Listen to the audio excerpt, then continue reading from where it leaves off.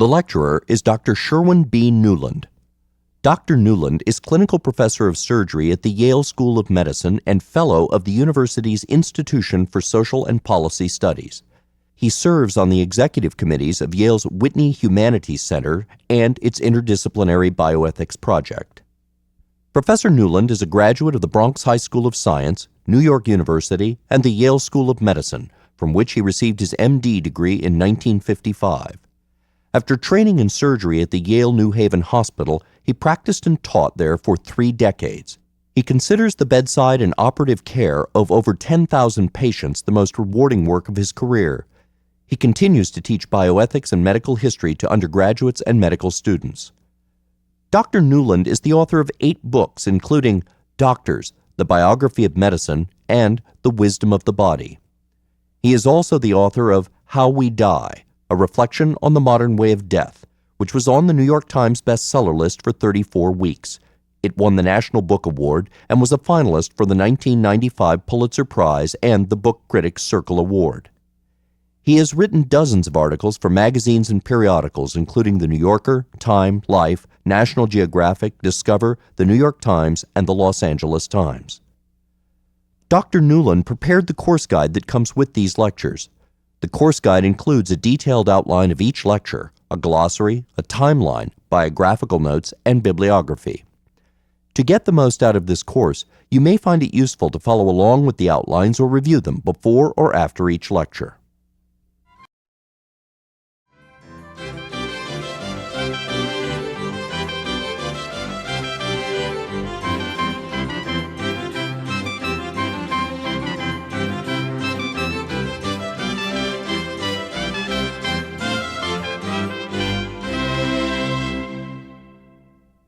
Well, here we are at our course, the first lecture of the course on Western scientific medicine. This is Western, it is scientific, it is not Asian medicine, it is not any of the mystical medicines that we've heard about and read about, and it's certainly not alternative medicine. We're sticking to science during this course, and we're doing it using biography as our reference point. Thomas Carlyle, who is one of the early and serious and good historians, is reputed to have said that history is the essence of innumerable biographies. He said this about 1830.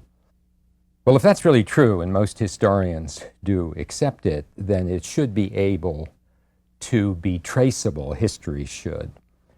Any discipline of history should, any aspect of history should, any cultural aspect of history should be traceable through the lives of its greatest contributors. And so that is essentially what we're going to do. And during the course of these 12 lectures, we will go from classical antiquity, and I mean 500 BC, as early as that, to modern biomedicine.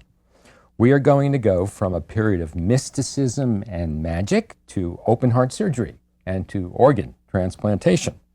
We are going to go from the supernatural and the deity-drenched to skepticism and that beautiful scientific quest that has led us as far as the molecular medicine of this current moment. And geographically, we're going to go from ancient Greece to the greatest of our cutting-edge American medical centers. So this is quite a journey that we're about to take on here. We're going to trace the path of medical discovery from country to country. We're going to trace it from culture to culture. We'll meet a group of men and one woman, as a matter of fact, who are among the most fascinating and I might say the most daring individuals that you will ever encounter in life or in your reading, or even in going to the movies. Now, each of them, those that are likable and those that are obnoxious, those that are modest and those that are egocentric, and I'm sure you won't be surprised to know that some scientists have been egocentric, those that are serene and those that are crazed, each of them has a unique story to tell us, but all of them, the thing that unites all of them together, is their extraordinary zeal for discovering, as you'll see, the secrets of nature. What one of the greatest of them, William Harvey, in the 17th century would eventually come to call nature's closet secrets. And there are some tasty side dishes to this stew, this cassoulet, as it were, of genius, because here are some of the things that will come up as we discuss these people. The rise of the universities, their beginning, and how they influenced medical education. The appearance of the scientific method and of what we call inductive reasoning, from the smaller to the higher. The influence of individual personality on achievement. The influence of national character and of the surrounding culture in each country as we go from place to place. The role of the church, interestingly, which may surprise you as to its quality, and always pervading everything, the part that's played in discovery by the psychological makeup of the discoverer, what he or she brings with this strange, often always unique personality to the laboratory, to the clinic, wherever it is.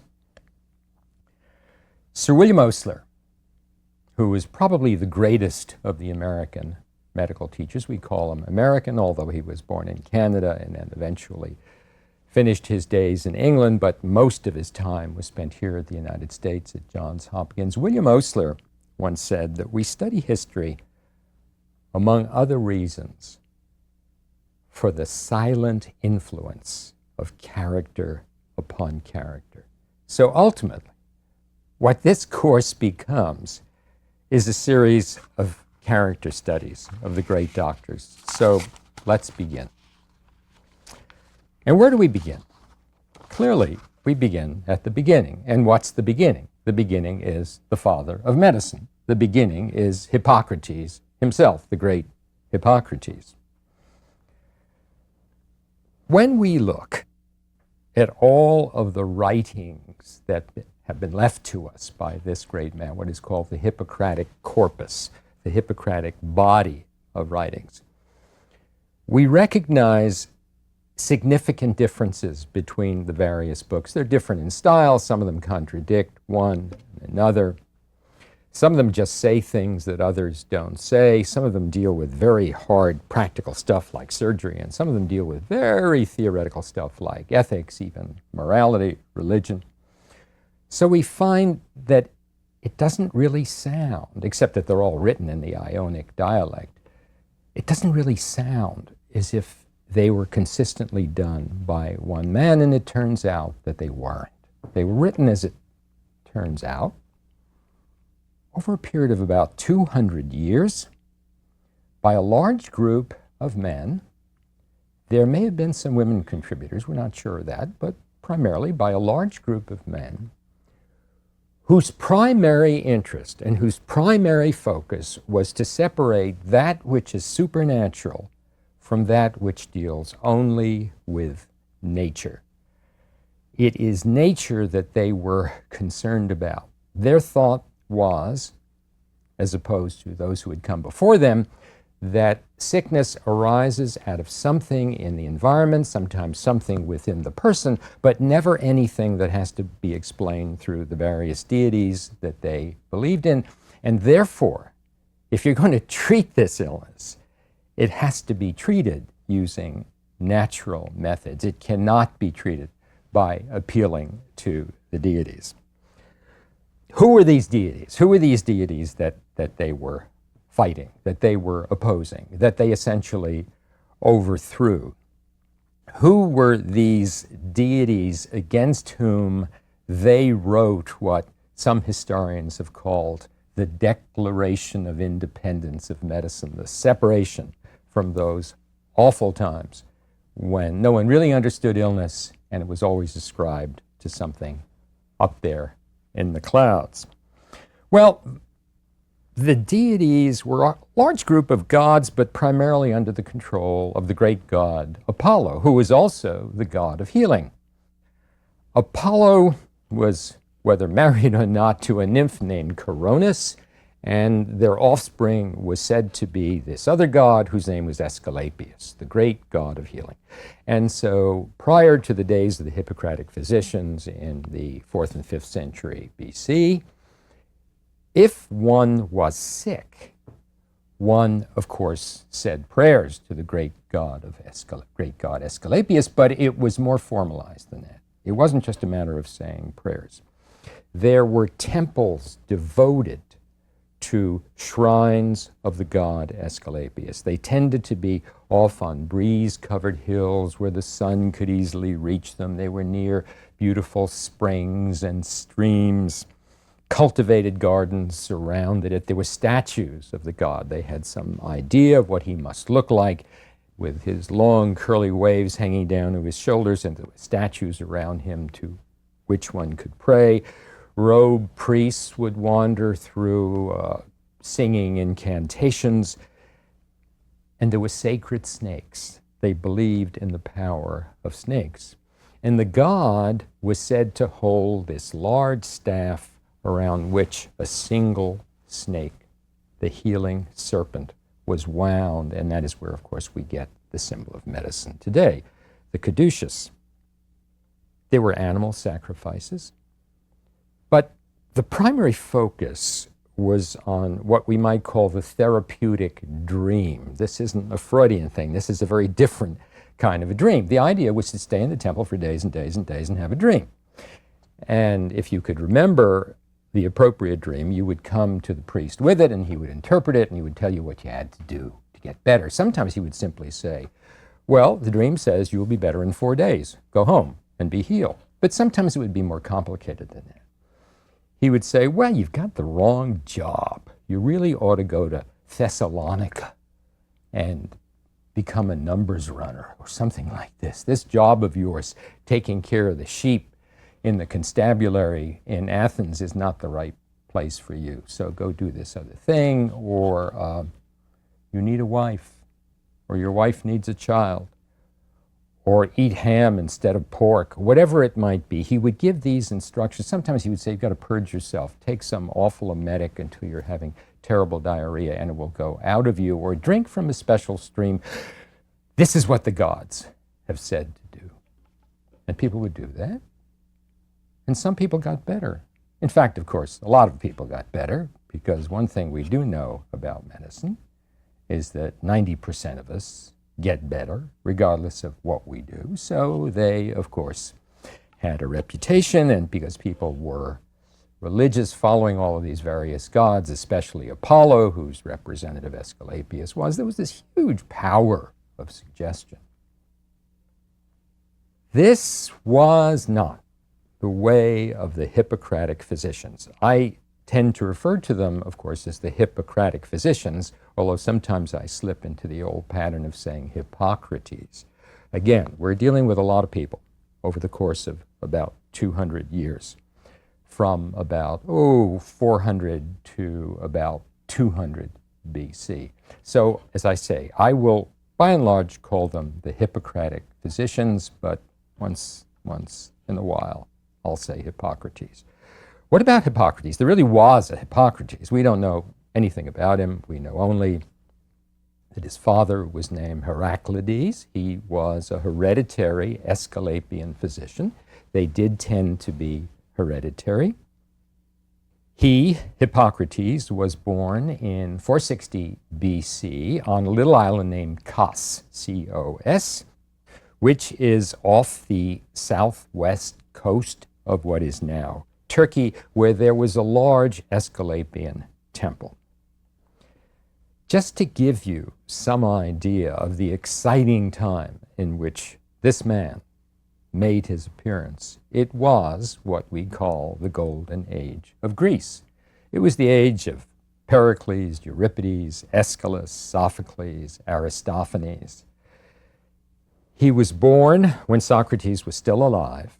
His life spanned the entire life of Plato, and he lived for at least a decade during the early years of Aristotle. So this is the best time. This is the time we all read about and study in our classics courses.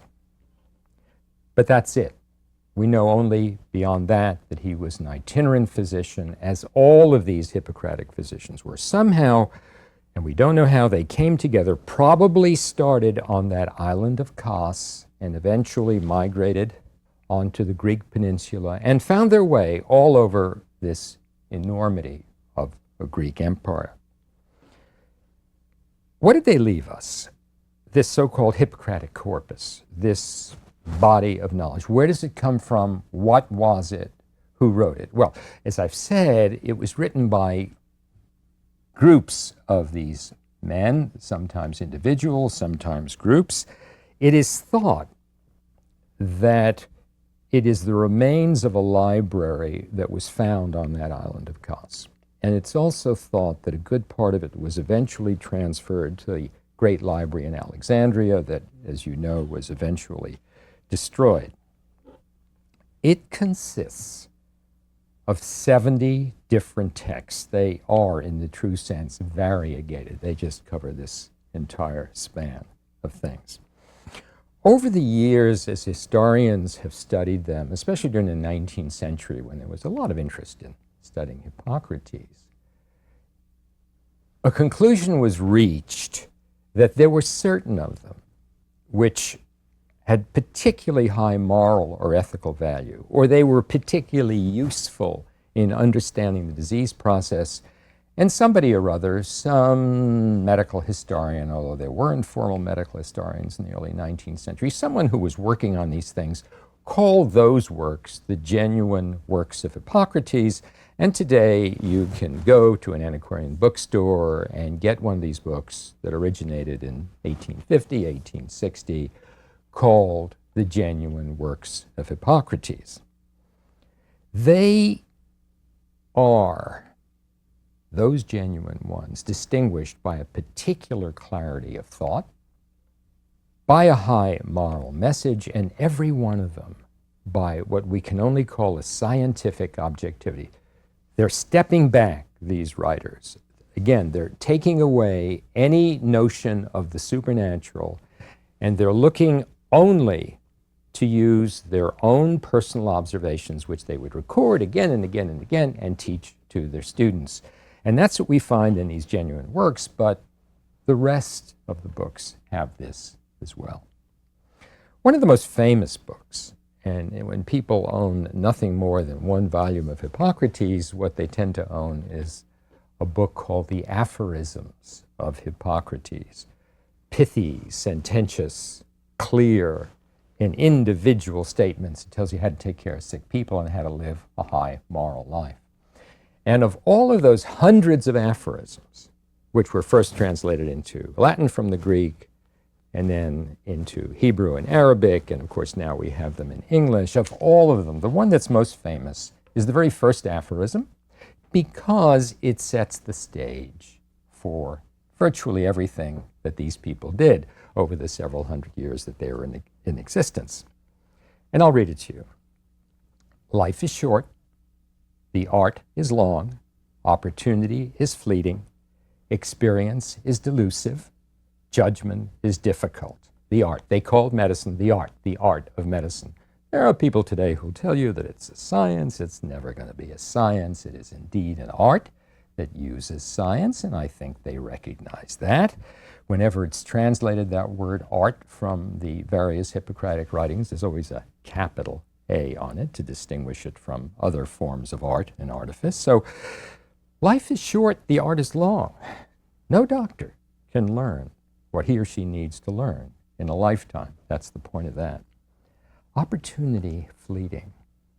A patient comes to us at a particular time in his or her disease. There's a small opportunity to make that diagnosis and cure that patient. If he comes before that time, it's hard to make the diagnosis.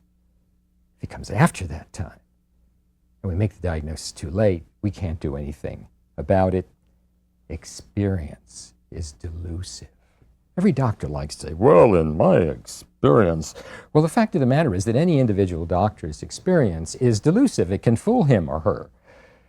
So we use statistics nowadays. That's the big thing in modern medicine, of course, other than molecular biology. But what, after all, are statistics except the combined experiences of thousands and thousands of patients and doctors, with all of the errors that are inherent in that way of looking at experience.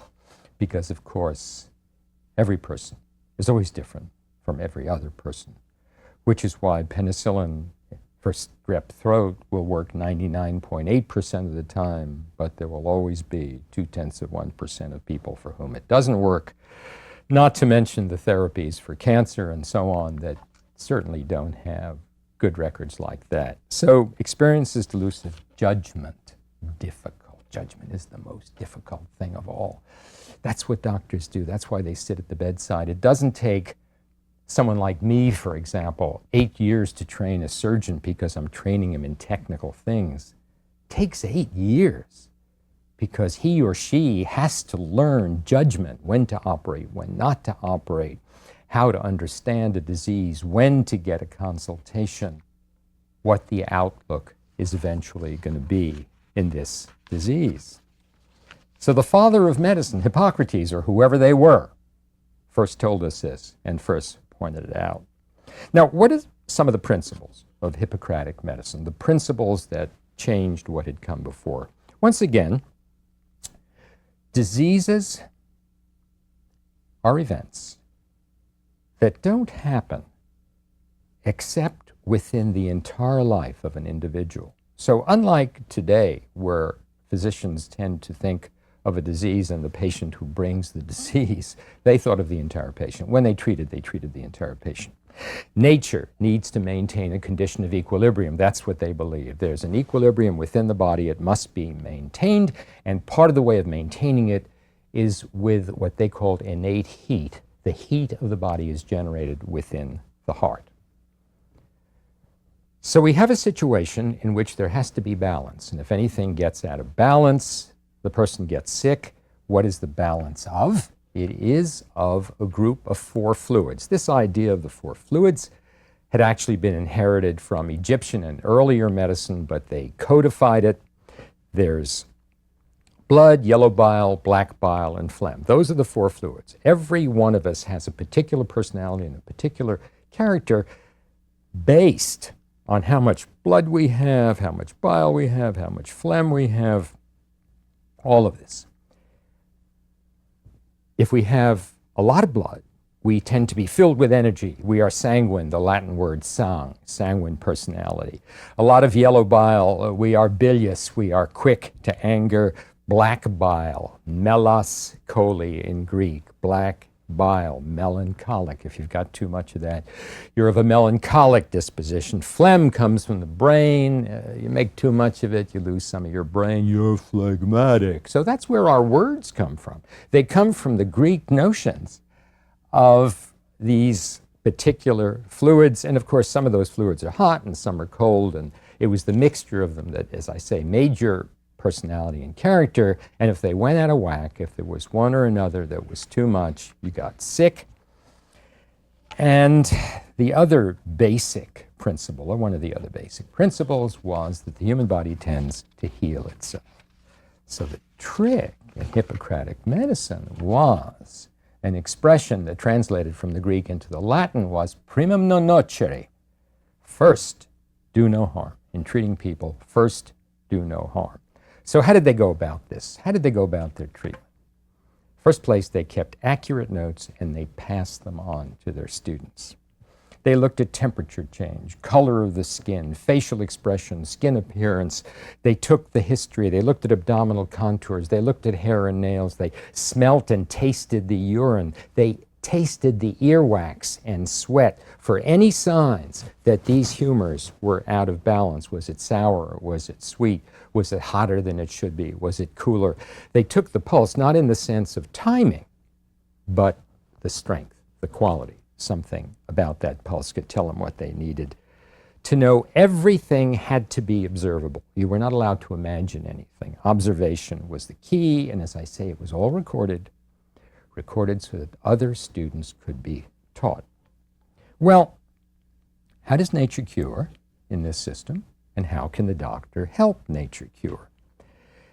They believed that nature tried always to get rid of the excess humor, so that if you had an upper respiratory disease, you could observe the enormous amount of phlegm that was coming out of your nose and mouth. Or if you had tuberculosis, not an uncommon disease at that time, or one of the other pneumonia-type diseases, they'd see that phlegm coughing up.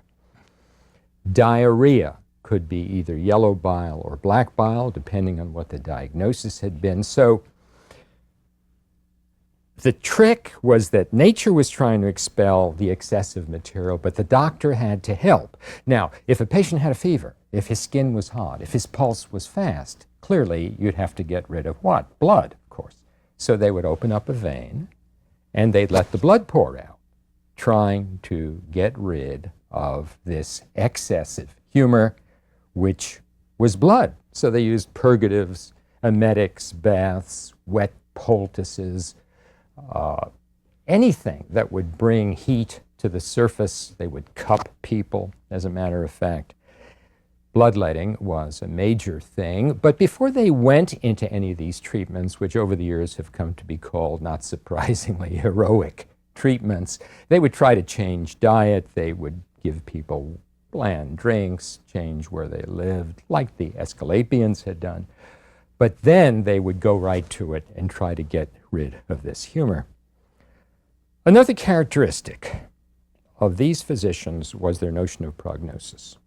Because they kept such accurate records, they were the first doctors to be able to tell you, you're going to live, you're going to die, you're going to get better on the 5th day, and really mean it and really be right. This wasn't like the Aesculapians who figured it out in their heads or by prayer. They knew enough about each individual disease they studied so that when they saw you, they could predict what was going to happen because they had this highly developed knowledge of disease.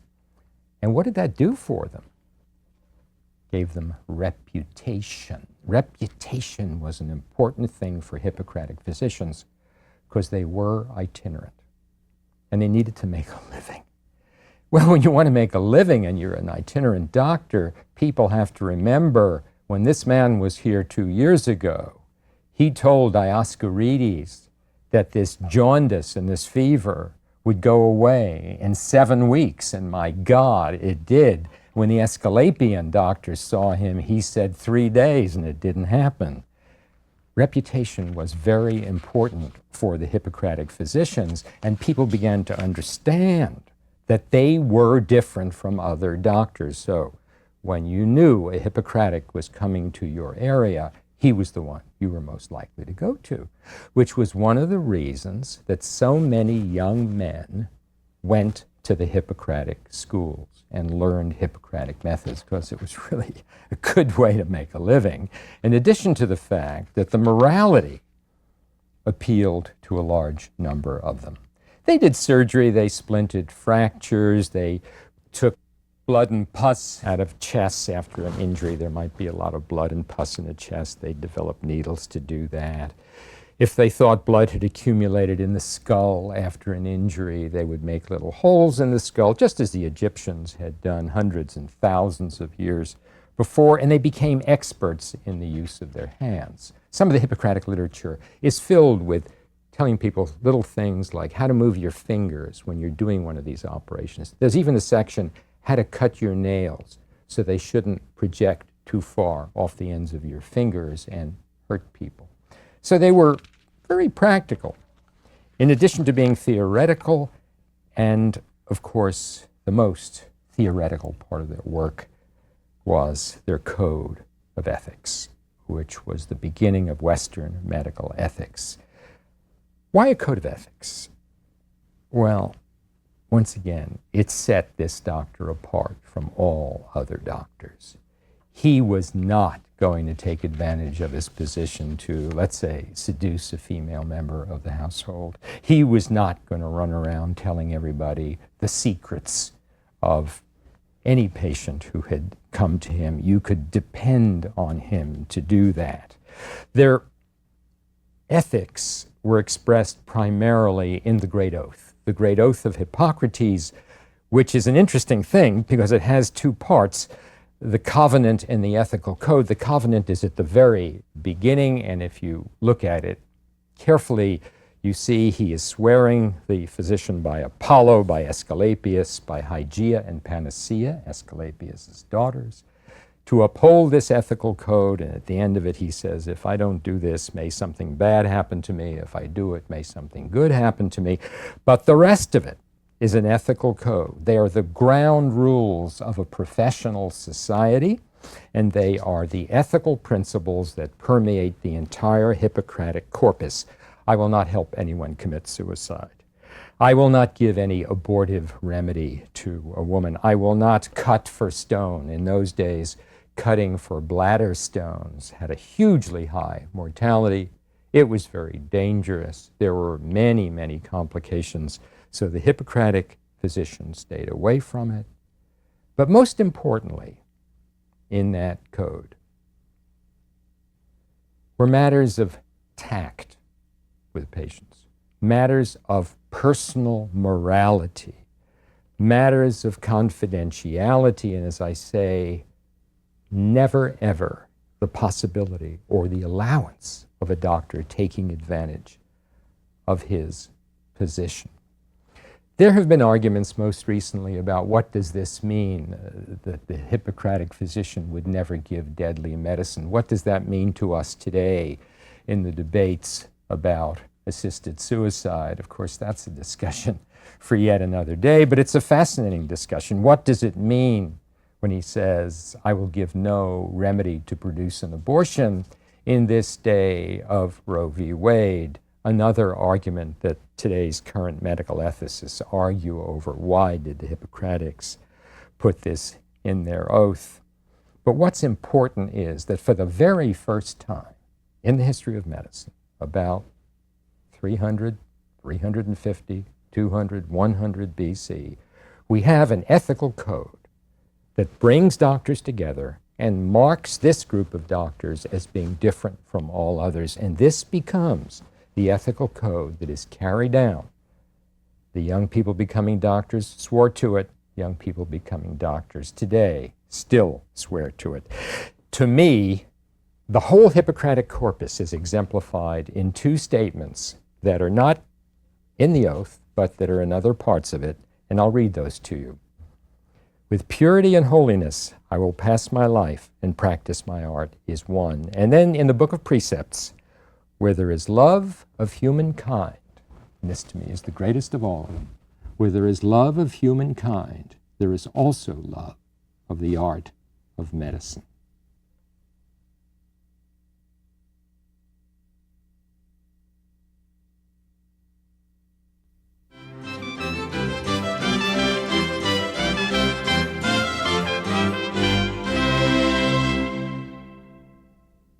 After the name of Hippocrates, I will guess that the most well-known name in the entire 2,000-year history of Western medicine is Galen. Galen left a heritage that has permeated thinking at least until the late 19th century, and in certain ways right into the 20th century. He codified the notion of the humors. He organized it in such a way that one could virtually, if one followed Galenic medicine, predict how one felt from moment to moment during the course of the day by thinking about how much blood, how much black bile, whatever it was in the system. And just the opposite. If one felt a little bit blue, one would automatically say, well, I'm a little melancholic today, not thinking of melancholic in the usual sense of sad, but there is too much of this black bile in me. And if you read the English literature of the 19th century, right until the end of that century, what you come across are references to these words like sanguine, bilious, phlegmatic, melancholic, but much more specifically related to the so-called functional or physiological state than as we do now to the truly literary state. So that's how those words have come down to us, and every time you use one of those words, you should probably think about the heritage of the great Galen. But his heritage wasn't all that innocuous, in all cases. His heritage in many ways was disastrous for medicine. So powerful was he, and so influential were his writings and his dominance, that until at least the 16th century, to know medicine was to know the medicine that Galen wrote about and Galen promulgated in the 2nd century of the Common Era. The notion, for example, of predeterminism, the idea that everything is ordained to follow some master plan, that things don't happen just by accident, that there is some force up there in the atmosphere, the stratosphere, wherever, that determines the way things will be, and every observation we make about nature must follow according to that plan. To Galen, the purpose of medical study and the purpose of the research that he did, and he did an awful lot of research in his life, was to learn about nature with the aim of discovering the master plan. Later on, science would content itself with making small observations and seeing how those added up to understand basic principles and theories, but he was making his observations to explain what he considered the goodness of the deity, or as we call it now in modern times after the Greek, the demiurge, the artisan, the creator, the craftsman. That was his notion of God, that God was a craftsman, that he had taken essentially primordial clay and made you and me and the birds and the bees and the flowers and the ants, set everything into motion, but always watched over it. So when Galen, for example, studied the liver, he said it is lying there in the right upper quadrant of the abdomen for a specific purpose, because it's close to the stomach. And when food is digested, it must easily go from the stomach to the liver so that the liver can make blood of it. He believed, for example, that the reason the spleen was under the rib cage on the left side was that it had to balance the liver. It made black bile by his way of thinking, but the real purpose for its location was for balance. So everything he discovered, he said that there's some inexorable plan out there, and the demiurge, who I worship, has set it up this way. Now he, like the Hippocratics, did not believe that the demiurge caused disease or the demiurge cured disease. He continued to be a Hippocratic physician in that sense. But he did believe that there was some God-made, demiurge-made plan. And it was from him that predeterminism crept its way into medical practice, medical theory, and continued until sometime in the 16th and 17th century. One of the most interesting notions about all of this is that even after real experimental medicine was done, people would continue, scientists would continue to look for the demiurge. For example, in the 16th century, it was discovered that acid will dissolve the food in the stomach, specifically protein food, steak, meat, whatever. And yet, the scientists who did that, a certain von Helmont, looked for the fermentation quality, the spiritual quality that the demiurge had put into the acid. He did not go any further than that. There was always the idea of what we've called vitalism, that there's a special essence that is different than can be explained by nature, and we must find that vital force always. So this comes from Galen, though Galen was an heir of Hippocrates. He was not only an heir of Hippocrates, but when he was born, 131 AD, after he was born and studied medicine, he claimed that he was the ultimate heir of Hippocrates, and because Hippocrates had become misunderstood in the, let's say, 400 years since he had died, he, Galen, would bring together all the Hippocratic teachings into his own teachings, and he would improve them. He loved to say that it's easy enough to create a rough road of earth, as Hippocrates did, but it has to be paved with stones so that it can easily be passed over. And that is what I, Galen, will do. I will take the rough road that the Hippocratic physicians created, and I will pave it, and I will leave for you as my heritage the way to get there, the way to understand disease, the way to understand treatment. And if you read my writings, and if you listen to my speeches, and if you look at my experiments, you'll never have to do anything else. To him, the purpose of medical study and research is to learn about nature. That makes sense. He was a Hippocratic physician. But once that research had been done, once those discoveries had been made by Galen himself, there was no need for further research because Galen had discovered everything in perfection and explained it the way the demiurge had wanted it to be and created it. So when he died in 201 AD, he left a body of writings that his successors treated as a form of writ so conclusive that it inhibited further seeking for some 1,500 years. For that period of time, to study medicine was to study Galen. To study medicine was to be imbued with a notion that the humors determine our state of illness and of health, and that one must always be certain that one's humors are in perfect balance or one will be sick. This was true for the laity, this was true for physicians, and only bit by bit did those ideas begin to disappear. There's a charming story about Stonewall Jackson. Here we are in 1863, and he was a bit of a crazy fellow, we're told. And it is said that before a battle or before a major decision, Jackson would raise his arm into the air to drain certain humors out of his arm and get them back to complete balance so that he could think clearly and be perfectly healthy for a battle. Of course, it didn't help him very much because eventually he took a bullet and that was the end of Stonewall Jackson and his humors. But in the middle of the 19th century, people were still doing this kind of thing 1,700 years after Galen's death. That's how pervasive his teachings were. He was believed for reasons that you'll hear about in a moment.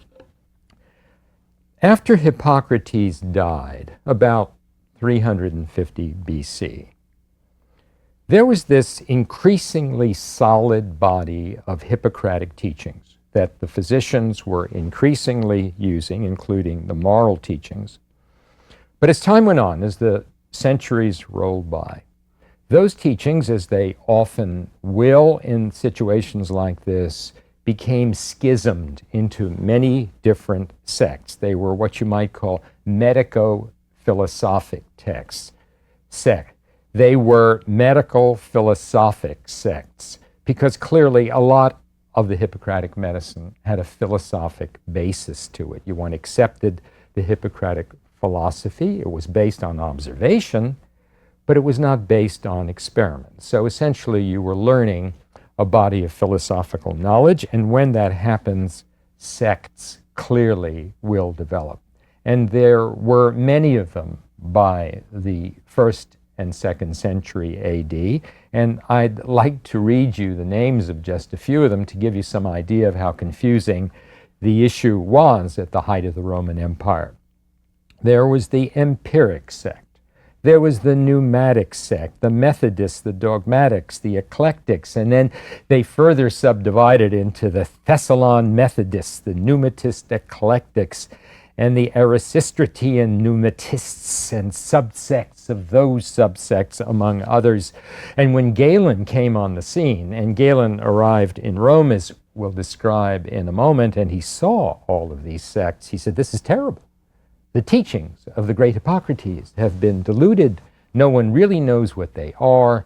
I'm going to bring them back and, of course, codify them in the books I will write and overcome the various rival sects and bring medicine back to the way Hippocrates really wanted it to be. Some years ago, I was sitting with a very distinguished librarian of medical history in the Medical Historical Library at Yale, and we were talking about Galen. And I said, what do you suppose of all of the good things that Galen did? Because as you'll hear, he did some pretty good things. What do you suppose was the most important contribution he made? And this man leaned back and puffed on his pipe a little bit, and he said, well, he started the whole thing, didn't he? And yes.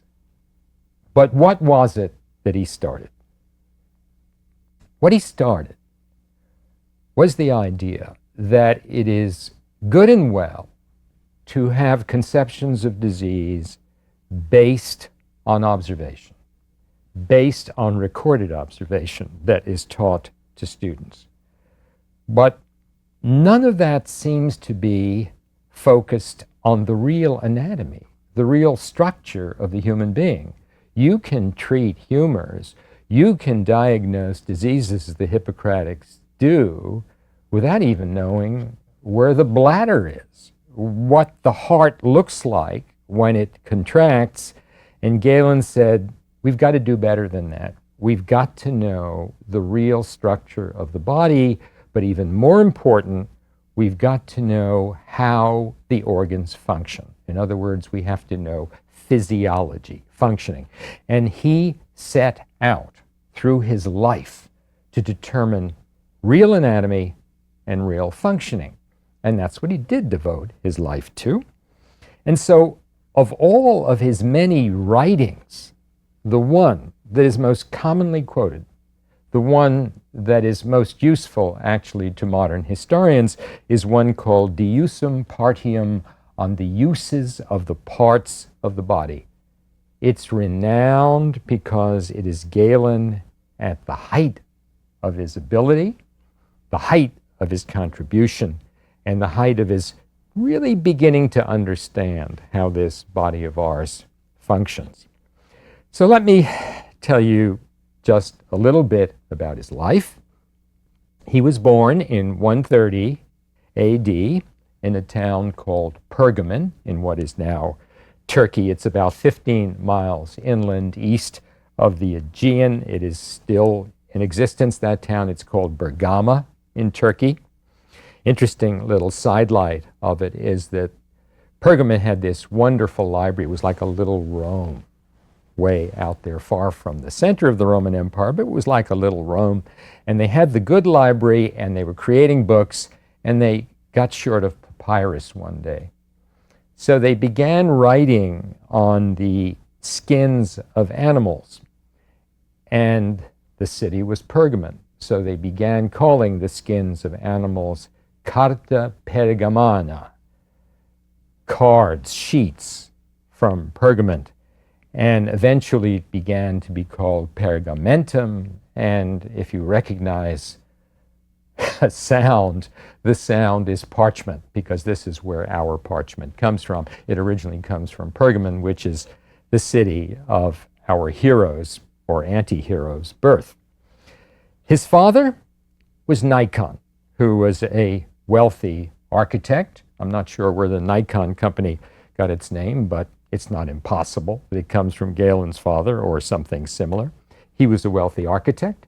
He was a wealthy landowner. There was no particular reason that he should have wanted his son to be a doctor, except for the dream. He had a Hippocratic dream one day telling him that his son should be a doctor.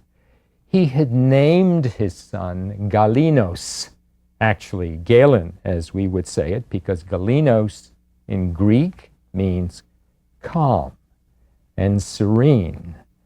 And if there is anything that Galen was not, it was calm and serene. He was the most contentious, vain, self-centered, frequently angry man almost in the history of medicine. There were others, but he is probably the most outstanding with all of those traits, as you'll hear in a moment. So his father sends him to study medicine in Pergamon. There's the school there of Hippocratic physicians. He takes the Hippocratic Oath, as young men did. And he comes to the great city of Alexandria in 152 when he's 22 years old to study more medicine. He spends 5 years there. He returns to Pergamon in 158, and he gets himself a job because he's now a skilled physician and surgeon. Incidentally, the Hippocratics did not distinguish between physicians and surgeons. He gets himself a job as surgeon to the gladiators in the arena right there in Pergamon. Well, these boys are slashing away at each other and animals are slashing at them, so he's looking into the body all the time. He couldn't study human anatomy that way because everything was happening so fast and he was trying to treat people, but he did have the opportunity to see hearts beating. He had the opportunity to see the intestine functioning, the peristalsis. He saw arteries pumping away, and he began to develop notions about function, about physiology, about the need to know how these parts work. He finally goes off to Rome in the year 162 when he's 32 years old.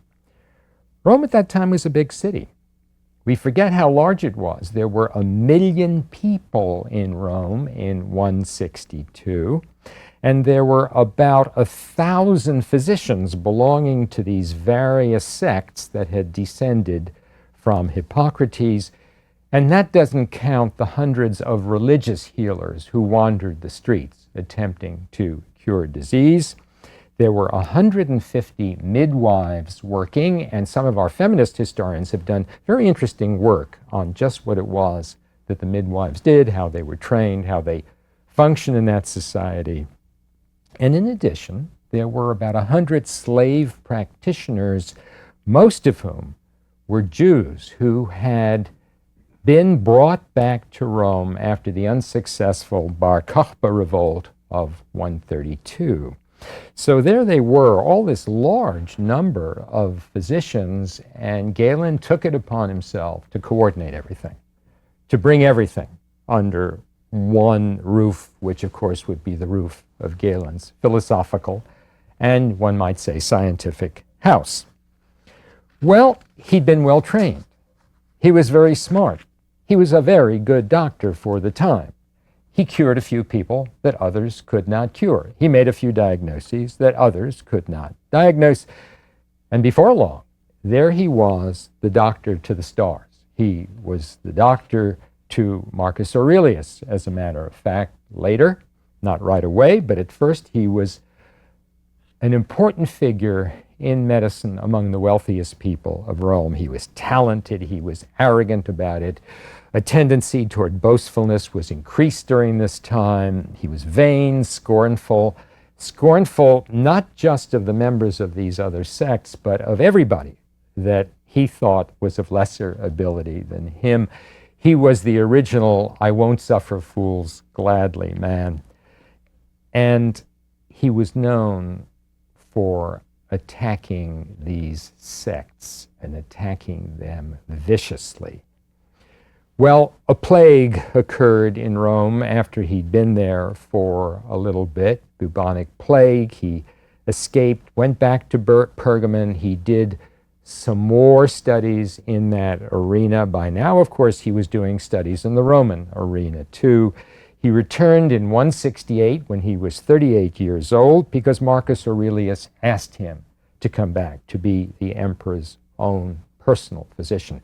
Of the many, many physicians who took care of Marcus Aurelius, Galen was at that time the number 2 in the whole organization. They went together on a military expedition in 168, 169.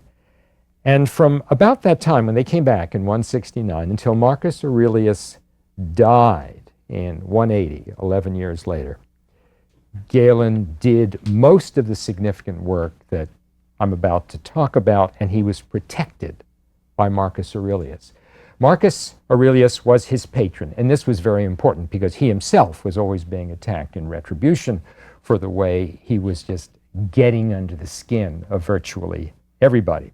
And even after Marcus Aurelius died, later emperors did the same thing, took care of the great Galen to be sure that he was able to pursue his work. Now, his career. If one looks at Galen's writings, he is proclaiming the importance of wisdom, of justice, of fortitude and temperance, but he himself, as I've said, was petulant, he was contemptuous, impatient, he was quick to take offense, he was, what he himself would have said, choleric, had a lot of yellow bile, he was argumentative, he was filled with it. Wonder he wasn't jaundiced. His writings were full of self-promotion. His writings are full of his own autobiography, by which I mean they're full of himself. We know a lot about him because he wrote about himself constantly. But he changed the previous philosophical approach to disease to one that was experimental. Hippocrates had introduced the notion that healing is an art, of course. Galen, during this period of time, introduced the notion that medicine is scientific. It is a science. His system was based on animal dissection, experiments in physiology, observation of patients. Many of these animal experiments he did in public. He did them again and again so that people could see them and understand and recognize how he did them. He was a man of his time, though, and of course, therefore had philosophical speculations as he made his observations, and we find that some of those observations continue to be so influenced by the notion of predeterminism and that the demiurge is really running things that they were more than imperfect. He approached his observations teleologically. In other words, when he saw something, he believed it fulfilled some grand purpose that he had to discover. The Greeks were vitalists. They believe that living creatures differ from inanimate objects because they're endowed with some special spiritual essence, the life principle. They believed it came from the demiurge. They called it pneuma, P-N-E-U-M-A, from which we derive our word pneumatic. It was some sort of ether inhaled from the universe with the first breath and constantly inhaled for the rest of one's life. It was said to come in through the lungs, to enter the left ventricle, and then it went out in the arteries to bring life to the patient. Many Greeks thought there was no blood in the arteries, except insofar as it leaked in through connections from the veins. So if you found blood in the arteries, it was only because of these connections. They thought the arteries contained this vital spirit. When the vital spirit went up from the heart into the brain, it was converted, they said, and this was Galen's formulation, into something called psychic pneuma, which then went out through the nerves. So we have the nerves carrying psychic pneuma, which tell the body what the brain wants it to know, and we have vital pneuma, which controls organ functions and keeps all of these organs and tissues alive. As Galen studied these formulations more and more, he became increasingly convinced that the function of the veins, especially the big veins leaving the heart and the liver, was to carry the blood that was made in the liver to all structures of the body. So he really had it backwards. Blood to him was going outward and drenching the tissues. Food went into the stomach by his formulation, was digested, went into the liver where it was made into blood, and then out through the great veins to go to the rest of the body, whereas the pneuma was going out through the arteries and the psychic pneuma was going out through the nerves. He never saw a human dissection. Here this man was dissecting, doing experiments, never saw a human dissection except those times in the arena where for moments he would see an open belly, an open head, an open chest. His animals were macaque monkeys, they were dogs, they were cats for these public demonstrations.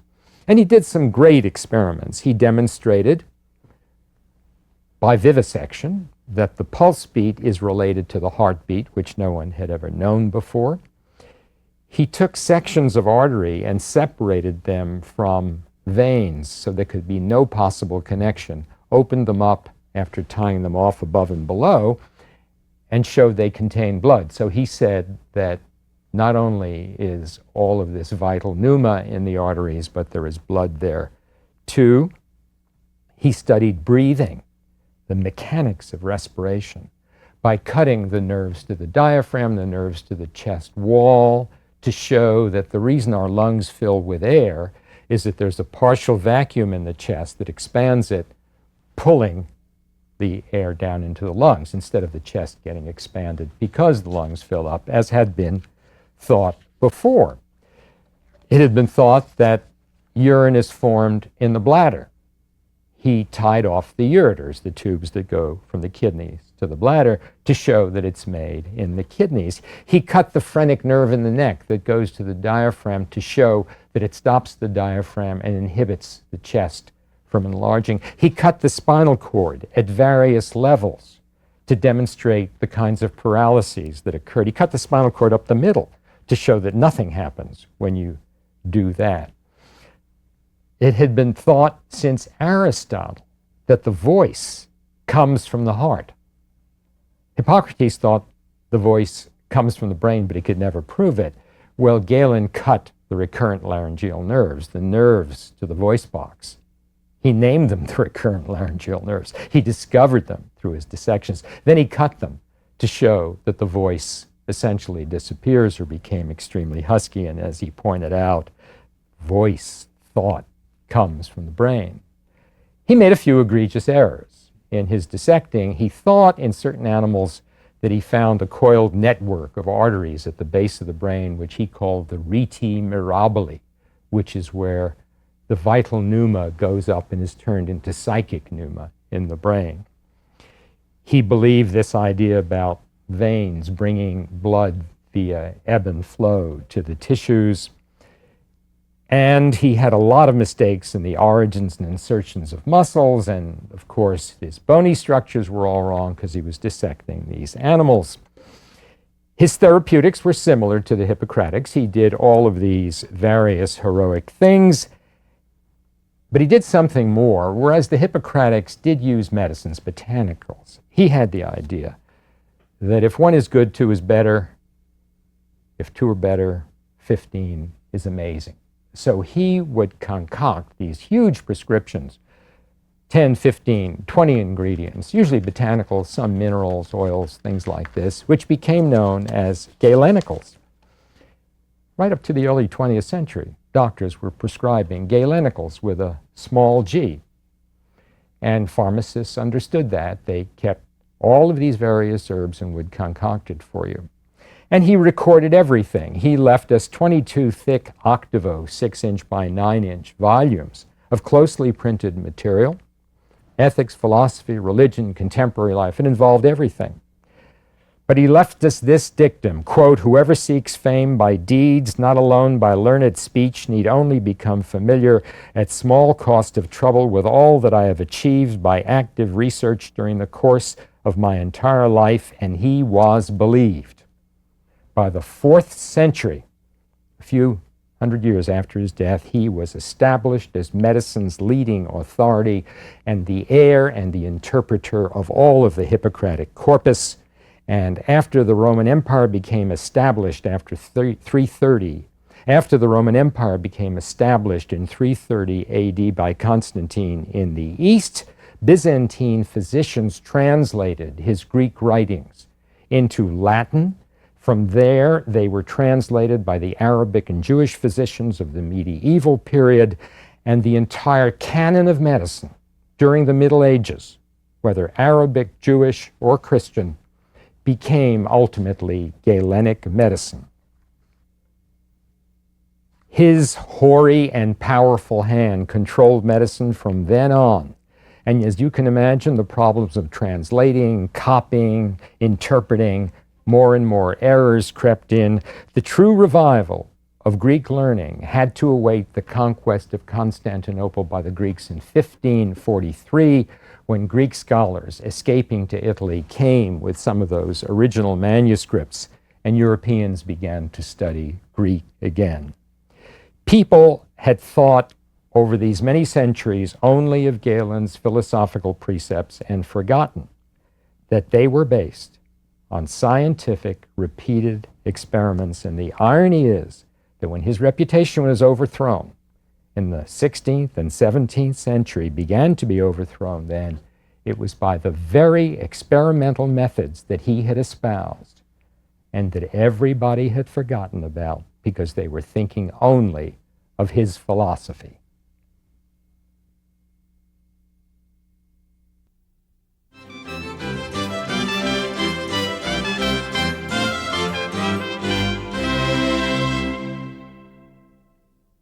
Every so often, a book appears in the history of medicine that becomes an extraordinary milestone, no more than a milestone, a turning point in the entire process. And after the publication of such a book, nothing is ever the same. Sometimes it's only theory that changes, and sometimes it's practice.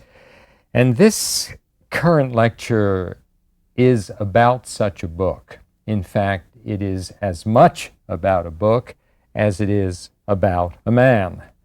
The man is Andreas Vesalius of Brussels, and the book is De Humani Corporis Fabrica, on the structure of the human body. But that word fabrica has been interpreted to mean not just structure, but workings, as in the French fabrique, a factory, how something works, because what Vesalius was interested in was just as much the physiology, the function of the various parts of the body, as he was in the anatomy itself. This book, when it was published in that amazing year of 1543, when incidentally Copernicus put out the Orbium Celestium as well, gave the world its first accurate, truly accurate knowledge of anatomy and a method by which it could be studied. Until that time, there had never been serious, careful, systematic dissections of the human body. There had been one or two people who had done such dissections. One was Berengario de Carpia about a century earlier, but their works were not well enough done so that anybody could really get a true idea of what the inside of the body was like. Now, this book not only provided a good and careful and accurate knowledge of anatomy and a way in which it would be studied, it provided directions by which anybody who had the appropriate equipment and access to cadavers could do the same thing. But perhaps its most important function in the long run was that it began the process, although it took centuries, for Galen to eventually, finally be debunked. It's Vesalius's text that made the book great and that created this change. But it's the work of the artist, young Stefan von Kalkar, who was a protege of Titian,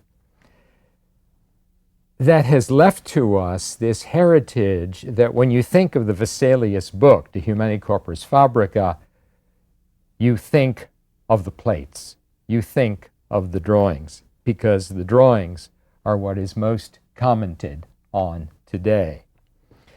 The final product, this 1543 book, is the culmination of the skill of the craftsmen who made those magnificent woodblocks, the new techniques of typography.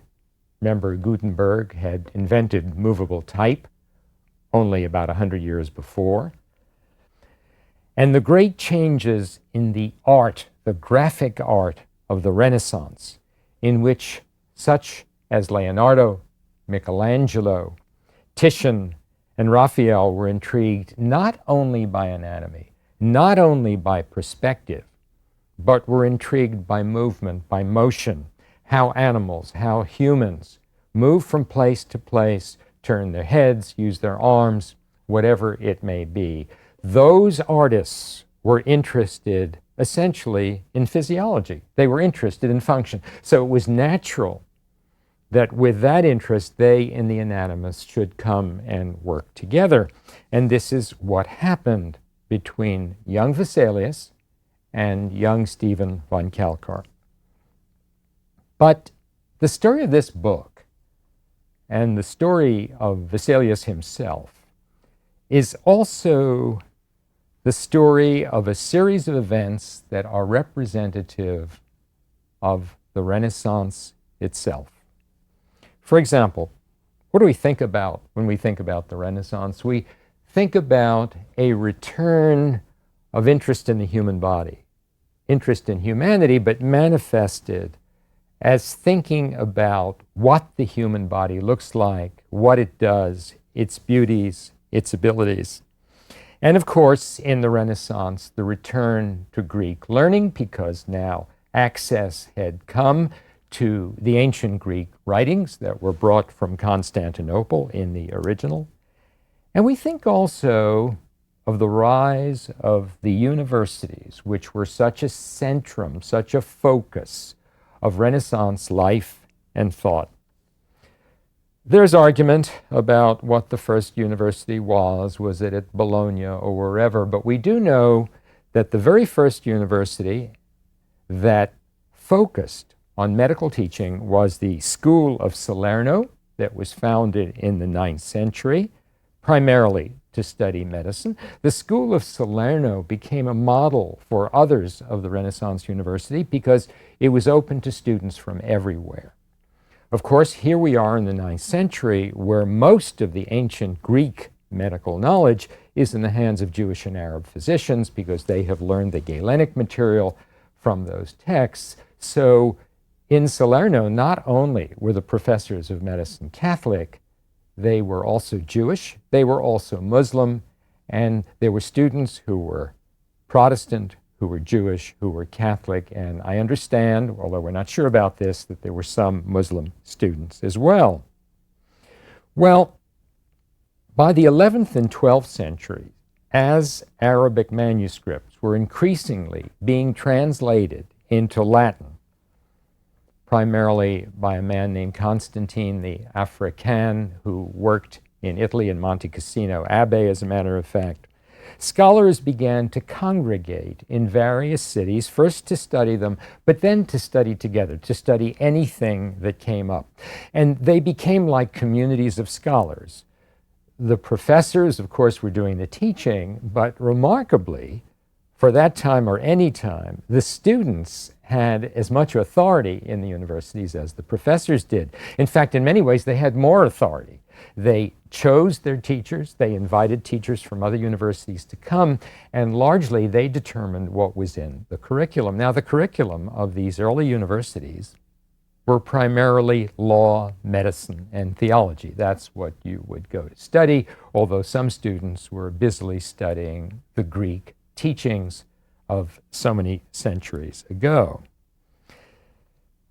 The universities, because they functioned in this way, were often wide open to all sorts of scholars, and not just the Catholic ones, and they were therefore, although dominated by the church, not quite as tightly dominated as one might expect.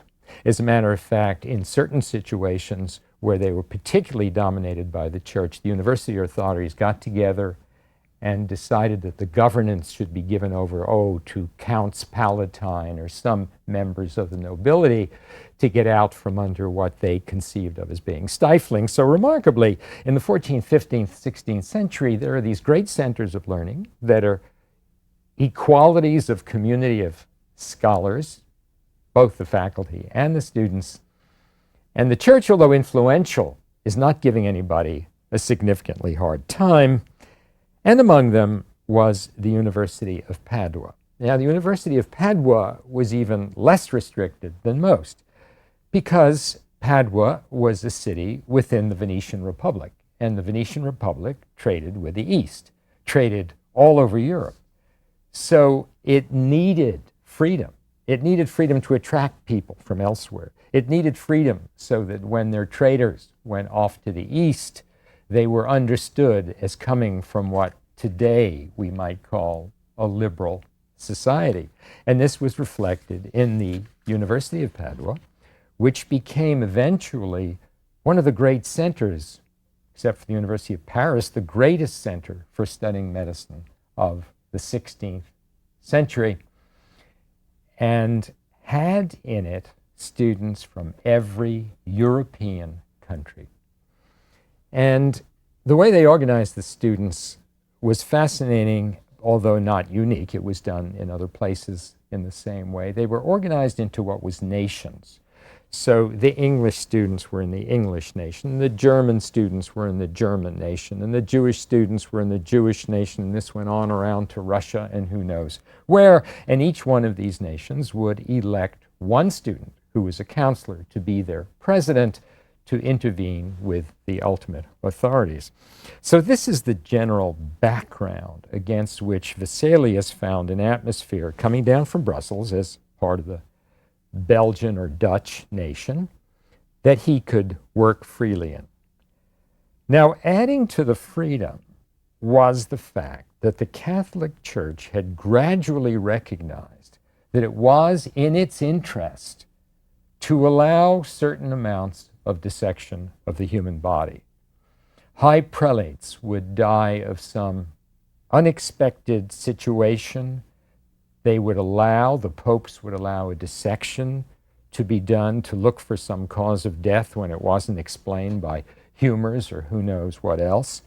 But there was more to it than just that. And one of the more to it's occurred in the year 1482, when Pope Sixtus IV was petitioned by one of the German schools, the University of Tübingen. When they came to him and they said, we need more cadavers for dissection. It's really important to verify Galenic anatomy. And the way we teach our students is we open bodies in the wintertime because we only have a couple of days to do it in. It's easier in the winter because it's cold and they don't decay. We need more bodies. We're not getting them. Can you give us permission to take corpses of criminals who are executed? Sixtus had been a student at the University of Bologna. He'd been a student at the University of Padua. He had absorbed this liberal thinking, and he said, sure, I'll issue a papal bull, and he did. So in the year 1482, long before Vesalius is born, we find the Pope himself issuing a bull saying that local bishops can determine whether executed criminals or others who die without a will, for example, or are found on the highway, can be given to two classes of people to dissect. To the universities for the doctors to dissect, and to the artists. Because we're getting into a period when the artists are interested in motion. And they need to dissect muscles. And they need to know, for example, about the human face, what muscles in the human face actuate a smile or a frown. Church is very sympathetic to this. They want the artists to glorify the church, to paint pictures and make statues of the great people in the history of the church, and perhaps even of themselves. So this is why we find in the early 16th, late 15th century, Leonardo da Vinci, for example, doing dissections all by himself in a hospital, in buildings that are part of a church, and of course his great rival, his great younger rival, Michelangelo, and then Raphael and Titian are doing the same thing. They weren't interested in verifying Galen. They were just interested in finding out about the body so that they could show movement and motion. Leonardo in particular, this magnificent genius whose interest was in movement and function, dissected so many bodies, wrote such amazing anatomical texts which were lost because he never showed them to anybody. So Vesalius, when he was ready to begin his dissections, knew nothing about Leonardo, knew a little bit about the artists, knew of Titian's work, had actually been introduced to Titian's young apprentice, Stephen von Kalkar, and he arrives in Padua to begin dissections of the human body. But let's go backward a little bit. Let me just tell you a little bit about his life so you'll see where he sprang from and why it was he wanted to do dissections in the first place. Andreas Vesalius, whose family seat was in Wesel in Belgium, which is where Wessel Wesselius Vesalius comes from, was the fifth generation of a line of doctors. The family actually at this time lived in Brussels, although their home was up there in Wessel. It was natural that he would be a doctor as well, but it was aided and abetted by a little accident of geography. They lived in this large house. It was really a mansion that was at the top of a hill. And you'd go down the hill, and further away, there was another hill called Gallows Hill, which had been a place where criminals were executed. And instead of burying those criminals, it was customary to leave them there to rot for the birds to get at them, the vultures, the animals. So on Gallows Hill were bits of bone, sometimes dried flesh. And little Vesalius, as a child of 7 or 8 or 9, would go down there and look at these structures, actually take the bones apart, dissect them, and it got him interested in living anatomy. So when he gets to be 10 or 11, the stories about him are that he's grabbing field animals. He's grabbing field mice, whatever he can get, rabbits, and he's dissecting rabbits. So he is focused not just on the structure of these animals, but how the muscles work, and perhaps even how the digestion works, because he's doing vivisection as well. So he gets to the age of 15, and he goes to the local university, the closest university, which is Louvain in Belgium. It wasn't a particularly good medical school, so he spends about 4 years there, and in 1533 he goes to the great University of Paris. The first year he studies, as everybody studied, Hippocrates. He studies the philosophical writings and the theoretical writings of Galen, and he devotes his entire second year, which is his last year, to Galenic anatomy, taught as Galenic anatomy was taught in those days. The professor is sitting on a very high seat behind a very high desk. In front of him is a Galenic text, which he is reading, droning on, without even looking up. Down beneath him is a table on which is lying a cadaver, being dissected by a barber surgeon who knows nothing about anatomy, but he is being told what to dissect by yet a third man who is the demonstrator. So as the Galenic text is being intoned from above, the demonstrator is pointing places out that he wants the surgeon to expose to students, and the students are looking at this. These classes, as I said, were usually held in the winter. They were held for 3 or 4 days. Their purpose was really not to teach anatomy. The purpose was that the students should recognize the authority of Galen. And the idea was to demonstrate those pieces of Galenic anatomy, including the so-called rete mirabile at the base of the brain, in which the vital pneuma were thought to be converted to psychic pneuma. And they would show these things to the students as though they were accurate and they were real. So there he is. He has now left the University of Paris. He's gone back to Louvain to get his bachelor's degree. Then he goes to Padua. He wants to get a doctoral degree. He's got this bachelor's in medicine. He gets to Padua in the year 1537, and it only takes less than a year for him to get his degree because he's so well versed in all of this material. He has proven himself to be an excellent technical dissector. People are talking about his skill. Well, why shouldn't he be skilled? He's been dissecting since he was knee-high to a grasshopper. So he's really good at this. And so how do they reward this student who had the degree from Louvain, now gets the degree from Padua?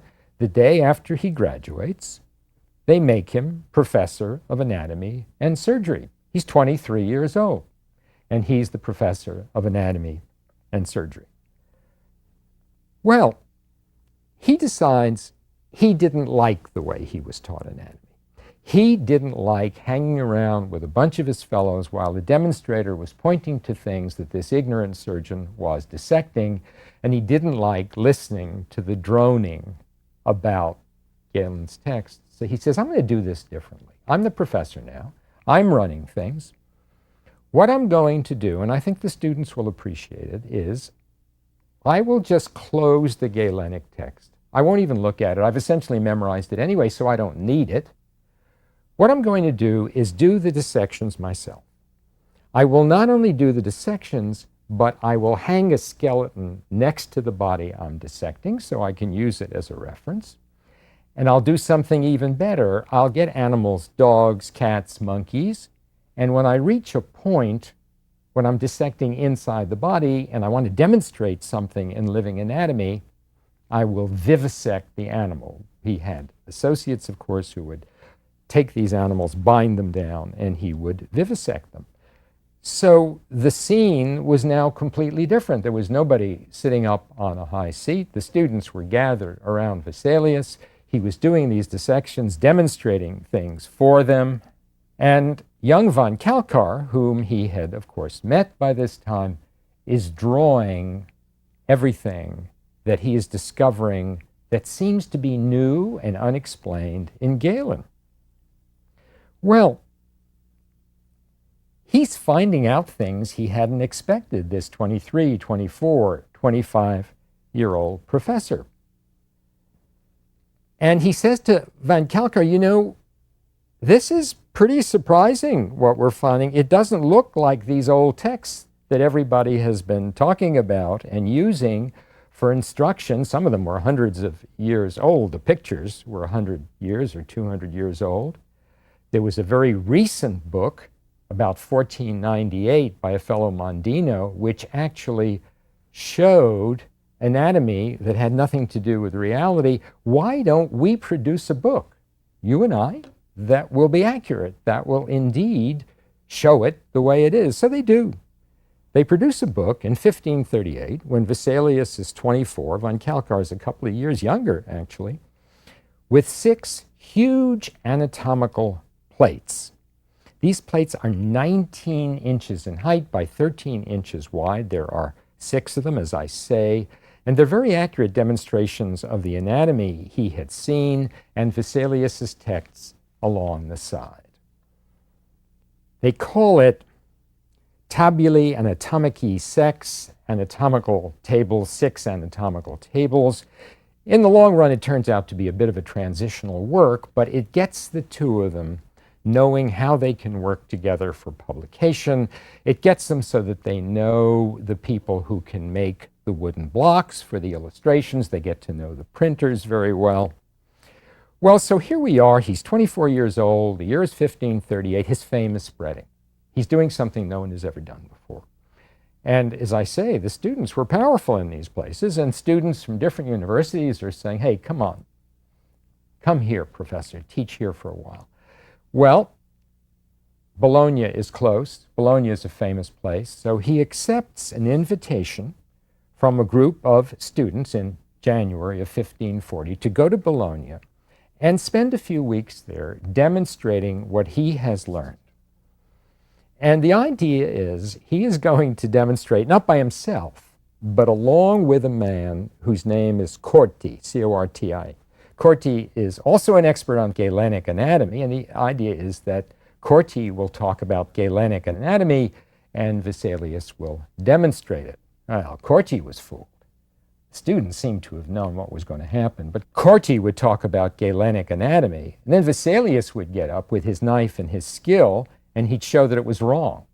He kept finding things that Galen had said were one way, and they turned out to be another way.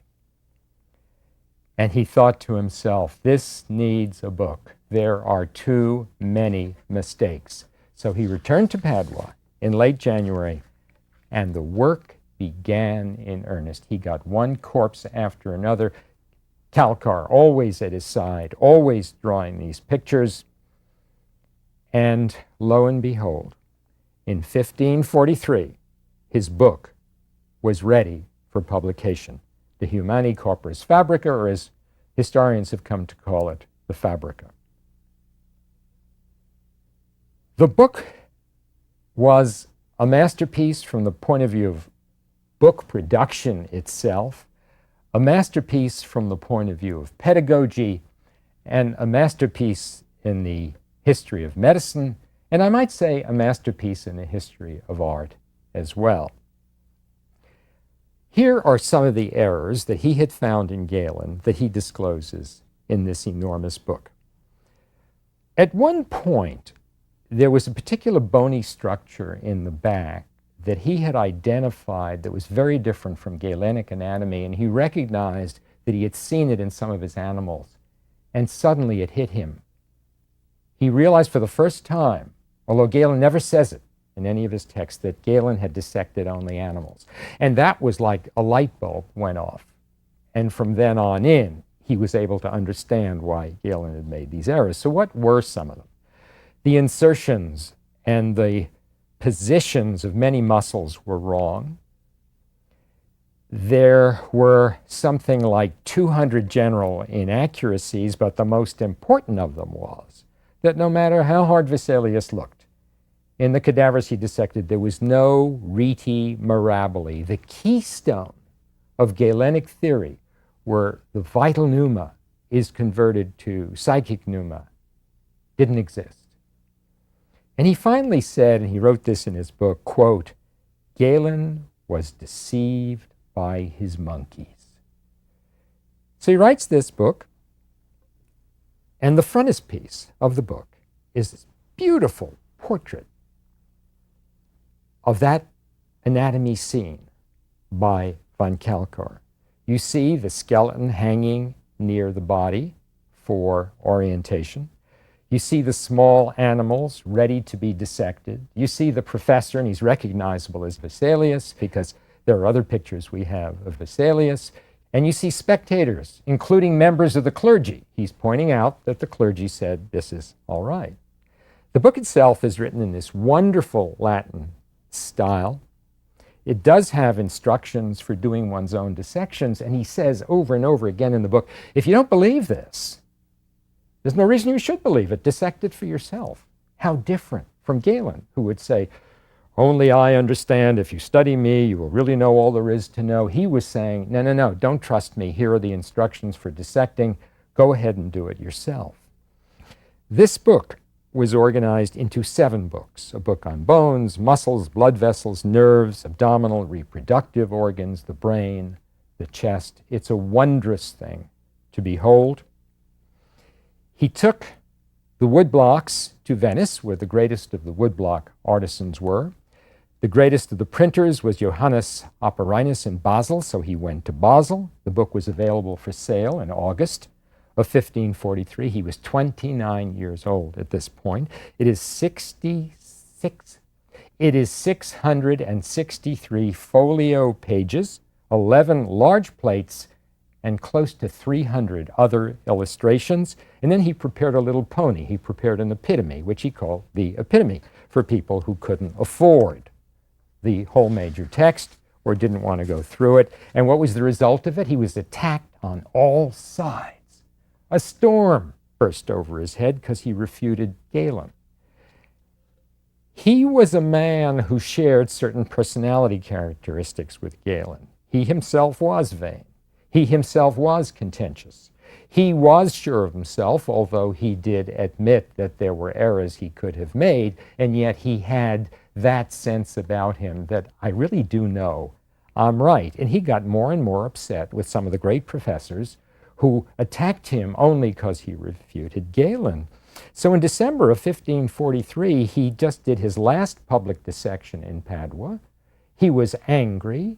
He essentially burnt every bridge to the Padua academic community by burning all of his papers. And he left. What did he do? He did something that people have suspected he had planned all along.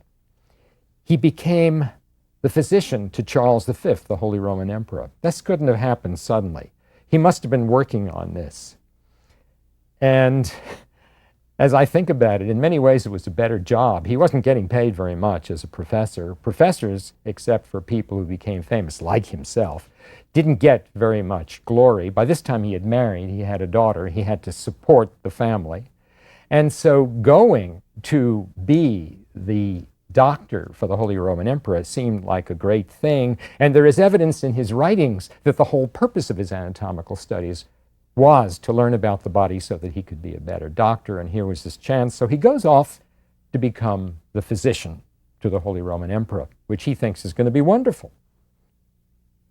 Toward the end of 1543, 1544, he continues to do this, but it doesn't work out to be what he expects it to be. In the first place, there are lots of doctors.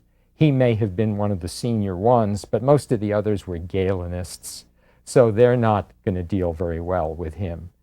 The king was a profligate fellow, drank too much, who ate too much, who would take advice from anybody who happened to pass by, even if he was a quack and a charlatan. And Vesalius gets more and more fed up. He reaches the age of 40, he reaches the age of 45. The emperor eventually abdicates. Philip II takes over. He asks Philip II, can I please leave? Philip won't let him. He says, well, can I do this? Can I go to Jerusalem on a pilgrimage? Philip says, fine. So he goes to Jerusalem on a pilgrimage. By this time, he's almost 50 years old. He comes back from the pilgrimage. About 6 months later, his ship is beset by a storm. There's a shipwreck, and he dies on a small island in the Mediterranean. No one really lives. No one really knows where he is buried. And he left us the first accurate anatomy text that was ever written. But he demonstrated the importance of skepticism. That could have been one of his most important contributions, that nothing must be believed unless it is personally verified. And when I think of Vesalius, I think of that wonderful poem by Walt Whitman called So Long, which he ends with these words, Camarado, this is no book. Who touches this touches a man.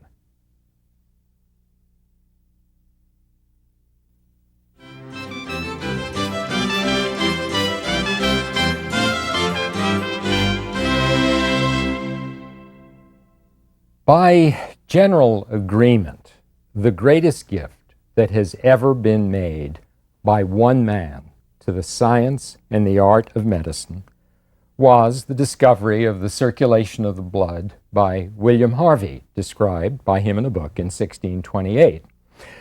In the first place, it solved what had been, up until that time, an elusive puzzle. As a matter of fact, something is only called a puzzle if people know it's a puzzle. Most people didn't even realize that they hadn't figured out what the blood did within the body, because, of course, Galen had left them that information, which everyone was somewhat certain after Vesalius was correct.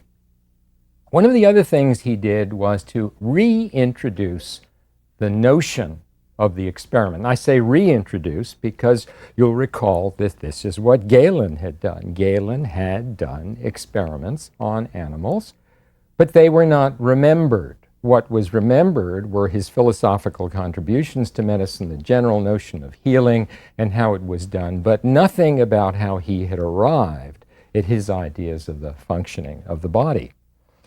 And also, this book, when Harvey presented it, was the very first use, presented the very first use of quantitative methods in medical science. No one had ever done before what I'm about to describe that Harvey did.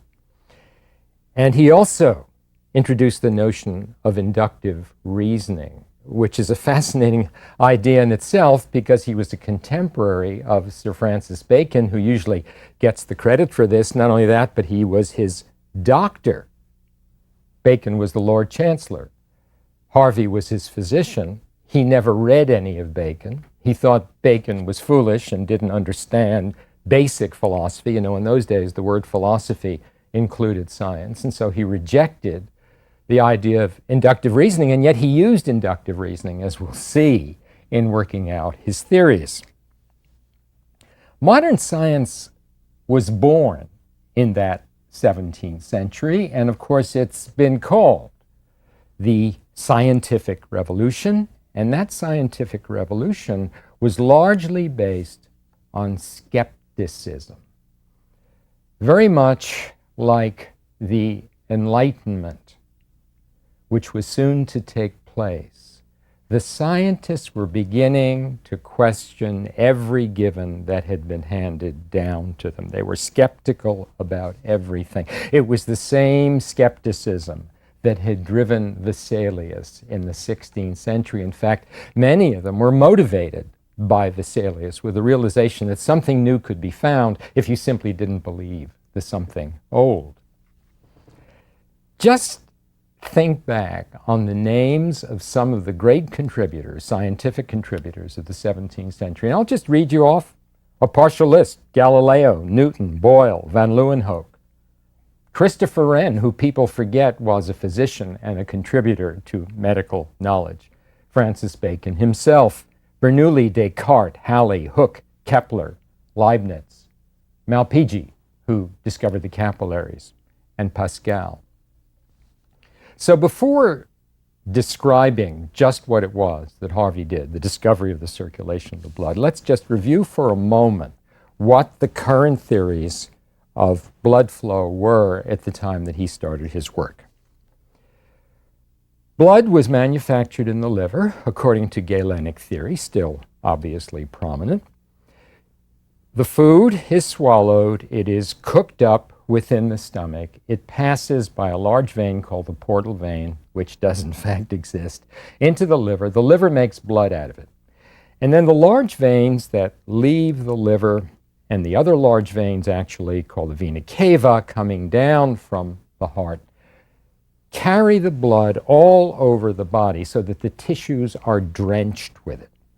The tissues take what they need, which is almost all of it. And then what is left flows back. So it's a little bit like a flow and an ebb phenomenon. It goes to the tissues, what's left just comes back. It was never quite explained how it got back, how it managed to walk past the blood on its way to the tissues, but at least that was what was understood and accepted. It was thought that this pneuma, this ethereal stuff, this vital principle that was out in the air, was inhaled constantly from the very first breath into the lungs, and from there transported to the left side of the heart, the left ventricle, this big pumping chamber. And the pneuma mixed with the blood, and the pneuma was then shot out to the rest of the body through the arteries. So that this blood that was coming out of the arteries was bright red because it had the good pneuma in it, and the blood that went out through the veins to drench the tissues with their nutrition was dark. Well, this was all true because Galen had said it was true, and so it had to be true. Even though Vesalius had debunked the anatomy and Vesalius had come to be accepted, Vesalius had not talked about the circulation. He hadn't gotten that far. Had he continued with his research instead of going off and becoming a doc, he might have done that kind of thing, but he didn't. So it took Harvey, the brilliant Harvey, to do it. And let me tell you a few things about Harvey. He was born in 1578 in Folkestone in Kent. He was what they called the oldest of a week of sons. He was the oldest of 7 sons. His father was what was referred to in those days as a turkey merchant. He traded with the East, and he made a lot of money. He was a very wealthy man. He wanted his son to be a classical scholar. The son was interested in medicine, and he was supported in that endeavor, but first he studied the classics. In fact, he studied the classics so much that he had very little interest in contemporary literature. In fact, he had nothing but contempt for contemporary literature. And there is a very famous phrase, and a man who wrote almost nothing autobiographically, there's a very famous phrase in one of his writings in which he refers to the contemporary authors, the authors of the time, as, quote, a bunch of shit britches. So who were they?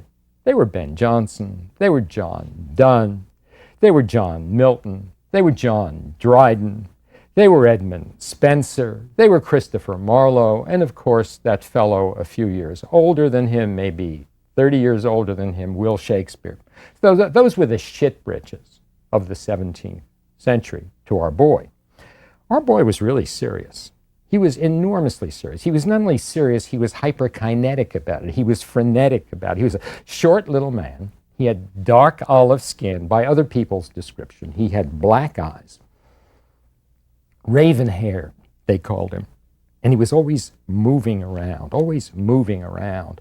One of his friends referred to him, Lord Arundel, as this little perpetual motion machine that is our Dr. Harvey, because his hands were always moving, his feet were always moving, his eyes were always scattered around. He used to carry a dagger in his belt. He never used it, but he had this, well, getting back to Galenic talk, he had this choleric disposition. He was always getting angry, and this bursting with energy meant he had a sanguine disposition, so even though he was one of the people who debunked the Galenic theories, he was indeed imbued with the Galenic characteristics. He went to Caius College in Cambridge when he was 16 years old. Then, as now, Caius College was known as a place where people who wanted to be doctors would go to study. He got his bachelor's degree in 1597. And where would he go to medical school at that time? He would go to what had become the very greatest medical school in the world, which was the University of Padua, not unexpectedly. Of all the great men who had worked there, Vesalius was probably the greatest. Padua, as we've noted before, was very happy to have an Englishman. They had lots of Englishmen. They welcomed Protestants. They welcomed Jews in these nations. And the person elected to be the director, the president, the chair of his nation was called the counselor, and who should be elected but our hyperkinetic William Harvey? So he was the president of the English nation. And if you're the president, your family seal, your so-called stemma, is kept permanently in the wall or in the ceiling. And if you go to Padua today and you walk into the first floor portico or loggia and look up at the ceiling, if you look hard enough and keep looking, you'll find Harvey stemma still there. It's a big thing. Once you find it, there's no question that that's what it is, and it's easy to read. Unlike Galen and unlike Vesalius, Dr. Harvey did not wax eloquently about himself in his writings. He was so focused on science and so focused on the objectivity of his work that he never says anything about himself. We only know that his wife had a parrot and that they had no children. And other than that, we know nothing except that material that we have learned from other people who have written about him. As soon as he got out of medical school, he was attempting to get the job of assistant physician at St. Bartholomew's Hospital. At that time, there was one physician, one leading physician. The number two man was the assistant physician. And finally, in 1607, when he was 29 years old, he achieved this. He was talented because he was very bright, because he never minded getting up at any hour of the night. And before long, he had this extraordinarily thriving practice. And it just kept getting bigger and bigger throughout his career. That is, bigger and bigger until he published this book we'll talk about. And in time also, he was the doctor for royalty and nobility. James I was his patient. The ill-fated Charles I was his patient. And of course, the Lord Chancellor, Sir Francis Bacon. So he was hanging out in some pretty fancy company. In modern-day parlance, one would call him a clinician researcher. He had a lot of money. He had plenty of money from his practice, but his brothers determined that whatever he wanted, they would give him, because here they were making lots of money from their trading with the East, and they saw to it that he would be free to pursue whatever he wanted to. So he decided that scholarly endeavors in his spare time, I suspect he didn't sleep very much at night, scholarly endeavors in his spare time were just the way he wanted to spend his hours. In 1616, when he was 38 years old, he was given a signal honor. This, incidentally, was 1 week before Shakespeare's death. He was appointed to the Lumleian lectureship of the Royal College of Physicians. This lectureship involved, over a period of time, giving 2 lectures a week in anatomy and surgery. And it was asked that, if possible, new additions to knowledge were to be provided at this time, but that was not really a qualification, especially because there weren't very many new additions and there weren't very many people, and there weren't very many people who would be able to make such new additions. But he was working in his own house in a sort of self-made laboratory, and bit by bit he decided that what interested him most was to try to figure out how the heart actually worked, which no one had tackled before. And the reason that no one had tackled it before was that it seemed like an impossible problem to solve. Our hearts beat 72 times a minute. Certain animal hearts beat a lot faster than that. You can look in an open chest with an animal, and this thing is going along at 120 beats a minute. How can you separate one movement from another? But he thought, I want to get at this problem. Well, his lecture notes for these Lumleian lectures were rediscovered about 30 years ago, and they've been studied very carefully by scholars. And it turns out that during those Lumleian lectures, he was working on trying to discover the exact mechanism by which the various parts of the heart function. The 2 reservoirs called the atria, which lie on top of the heart, and the 2 large pumping chambers, the left and right ventricle, lying below those. The right ventricle, of course, pumping blood to the lungs, gets back to the left ventricle, which pumps it out to the rest of the body. But of course, we know that because I'm jumping the gun here, because Harvey figured it out and told us about it. Until then, we've been playing around with all of this Galenic anatomy. So that was his original intent. His original intent was only to study how the heart beats. Well, he had apparently been working on it a few years by the time he gave the first Lumleian lectures, but over the course of the years in which he gave them, he kept working at it. And these studies turn out to be the material of the first 7 chapters in the book he would eventually write about the circulation, called in Latin Exercitatio Anatomica de Motu Cordis et Sanguinis in Animalibus, anatomical studies on the motion of the heart and of the blood in animals, or as we always call it for short now, de Motu Cordis. So the first 7 chapters of this book were written when he was giving the Lumleian lectures, and actually were ready some years before that, by about 1620. And here's what he discovered, and here's how he did his studies. In the first place, how do you solve the problem of the rapidity of the heart so that you can look at it with a lens that magnifies 2 or 3 times, which is what he was doing? Well, you work on cold-blooded animals, particularly snakes, whose heartbeat is much slower. So although the snake's heart clearly is not a lot like our heart, it's enough like it in the sense of having a reservoir and having pumping chamber that he was able to use those animals.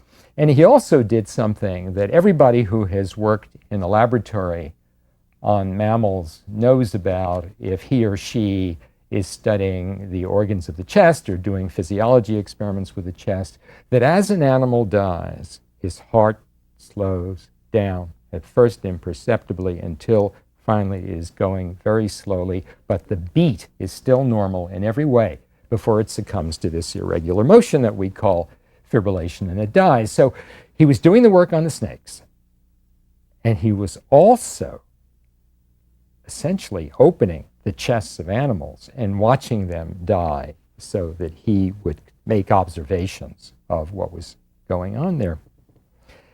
The first thing he did was to identify this clenching, thrusting motion, which we call systole, in which the blood is thrown out into the lungs and into the body.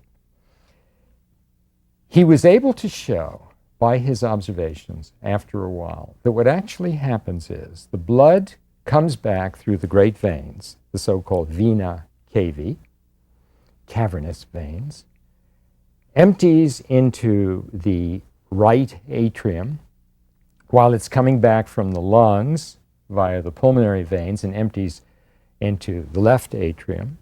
And when they become full, they really overflow down into the ventricles, the pumping chambers, and then the ventricles pump them out. But the sequence in which it happens, as he discovered by this method of observation, was that at first the blood does cascade down, but at the very last instant, in the wink of an eye, both of those two atria, left and right, contract. And as soon as they do, that contraction is spread to the ventricles, which by now are full, contract, push the blood out to the lungs and the heart. And as he put it so well, the atria arouse the somnolent heart, because that's the way it looked to him. As the heart is resting between beats in this part of the cycle we call diastole, they need to be aroused from their rest, and that contraction of the atria does the arousing. So this is the work of the first 7 chapters of our book, which begins to lead into the rest of it. And by the time he had finished the first cycle of Lumleyan lectures, he was ready to start working on the rest of it. It had never made a lot of sense to William Harvey that all this huge quantity of blood was going out to drench the tissues and so little of it coming back. Could the liver really make that much blood? So he decided to do some simple calculations. He took a cadaver heart, a human cadaver heart, put water into it, found that it was only 2 ounces. It held 2 ounces, beats 72 times a minute. There are 60 minutes in an hour. So far, easy. That's 8,640 ounces of blood that has to be pumped out of the heart every hour. Turn that into pounds, that's 540 pounds. That's 540 pounds, which is 3 times the weight of the average man. Is it possible? First place, you'd have to do nothing but eat all the time. In the second place, how could so much blood be created in the liver? It made no sense to him. He said, there's got to be some other mechanism by which this happens. And as simple as these calculations may seem to us today, they were the first time any quantitative measurements were ever put into any medical experiment. And of course, nowadays we try to do everything quantitatively if we possibly can, but this was William Harvey, and he was indeed introducing quantitative methods. Well, he thought about this and he said, well, the only way we can explain all of this blood going out is if it's the same blood and it keeps coming back. We just can't make that much. And he thought, how does it come back? How does it come back? His teacher at the University of Padua, the great professor of anatomy at that time, had been a man named Fabricius.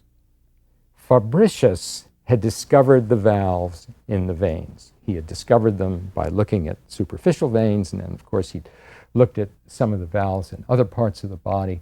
And Fabricius could never figure out what the valves did because the blood is obviously going to the periphery. So he thought the function of the valves was to slow the blood down.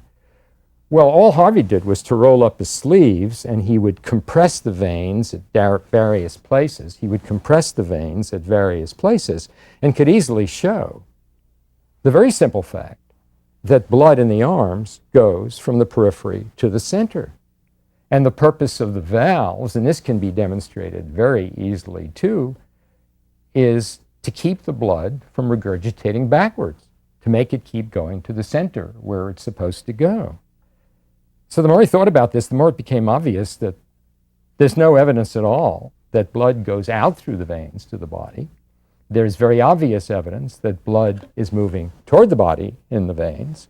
There's very obvious evidence that the same blood keeps being used again and again. So finally, he wrote in this chapter 8 of his, the very first chapter after describing the heart, he wrote this: "I pondered often and deeply about these matters.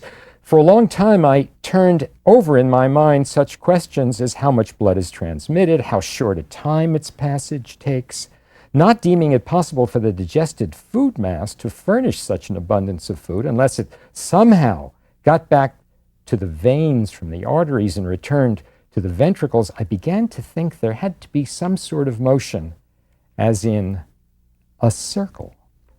And finally, it dawns on him. It dawns on him, and he writes what turned out to be the 14th chapter of this little 18-chapter book.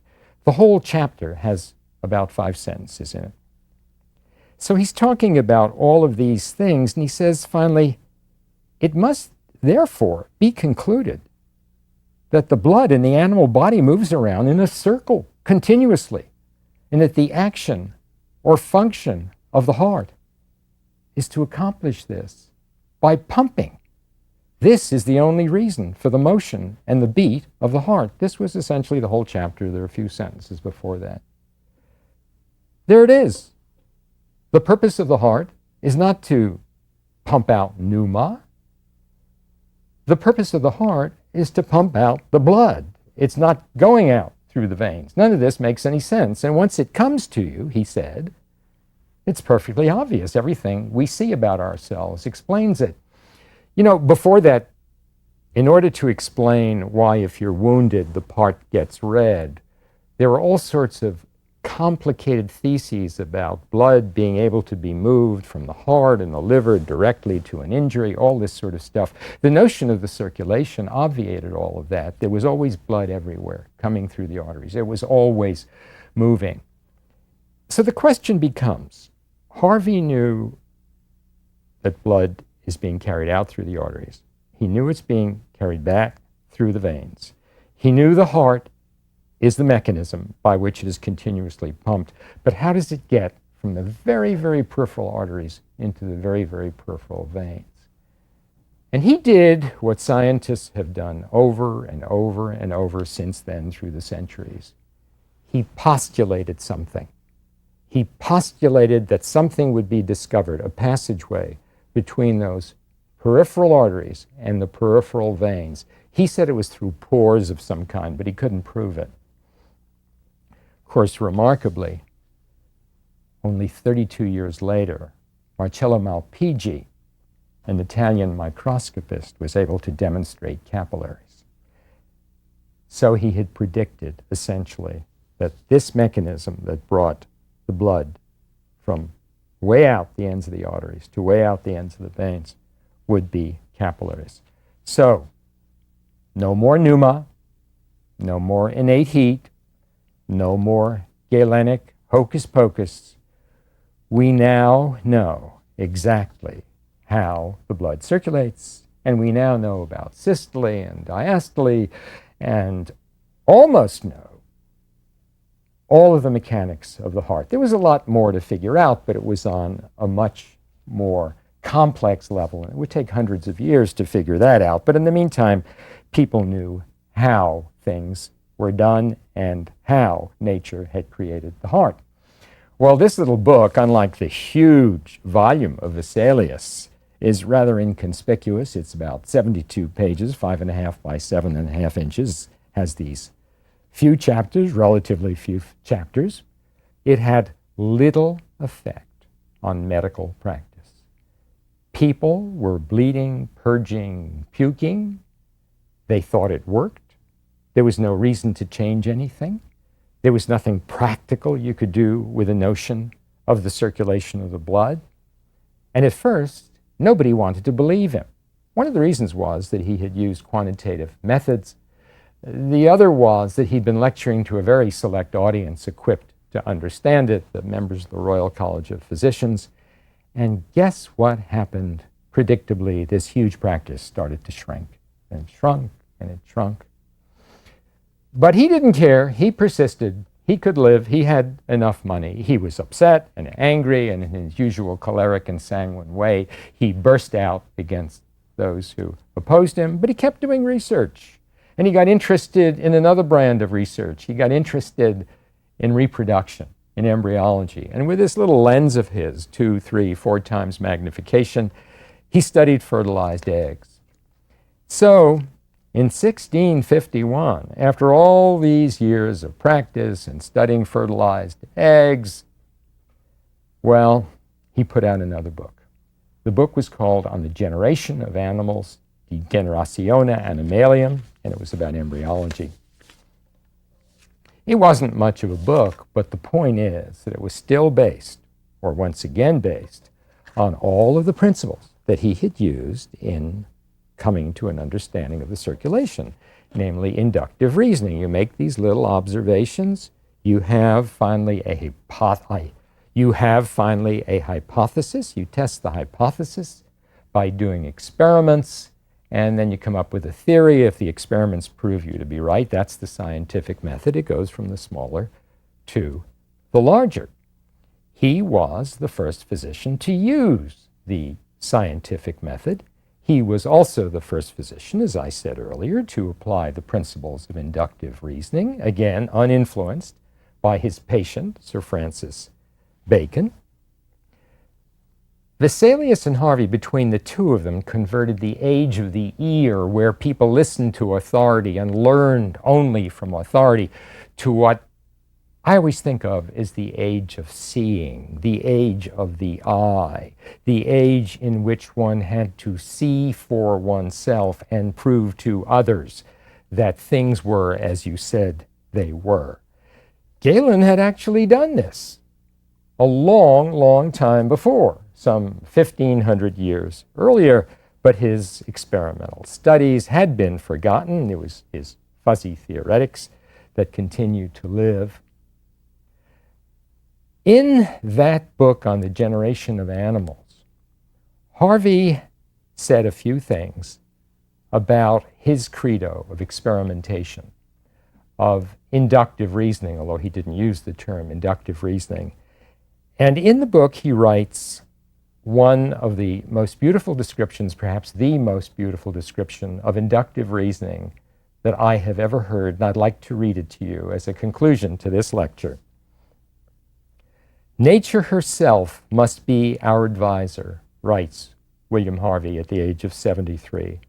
The path she chalks must be our walk. For as long as we confer with our own eyes and make our ascent from lesser things to higher, we shall be at length received into her closet secrets.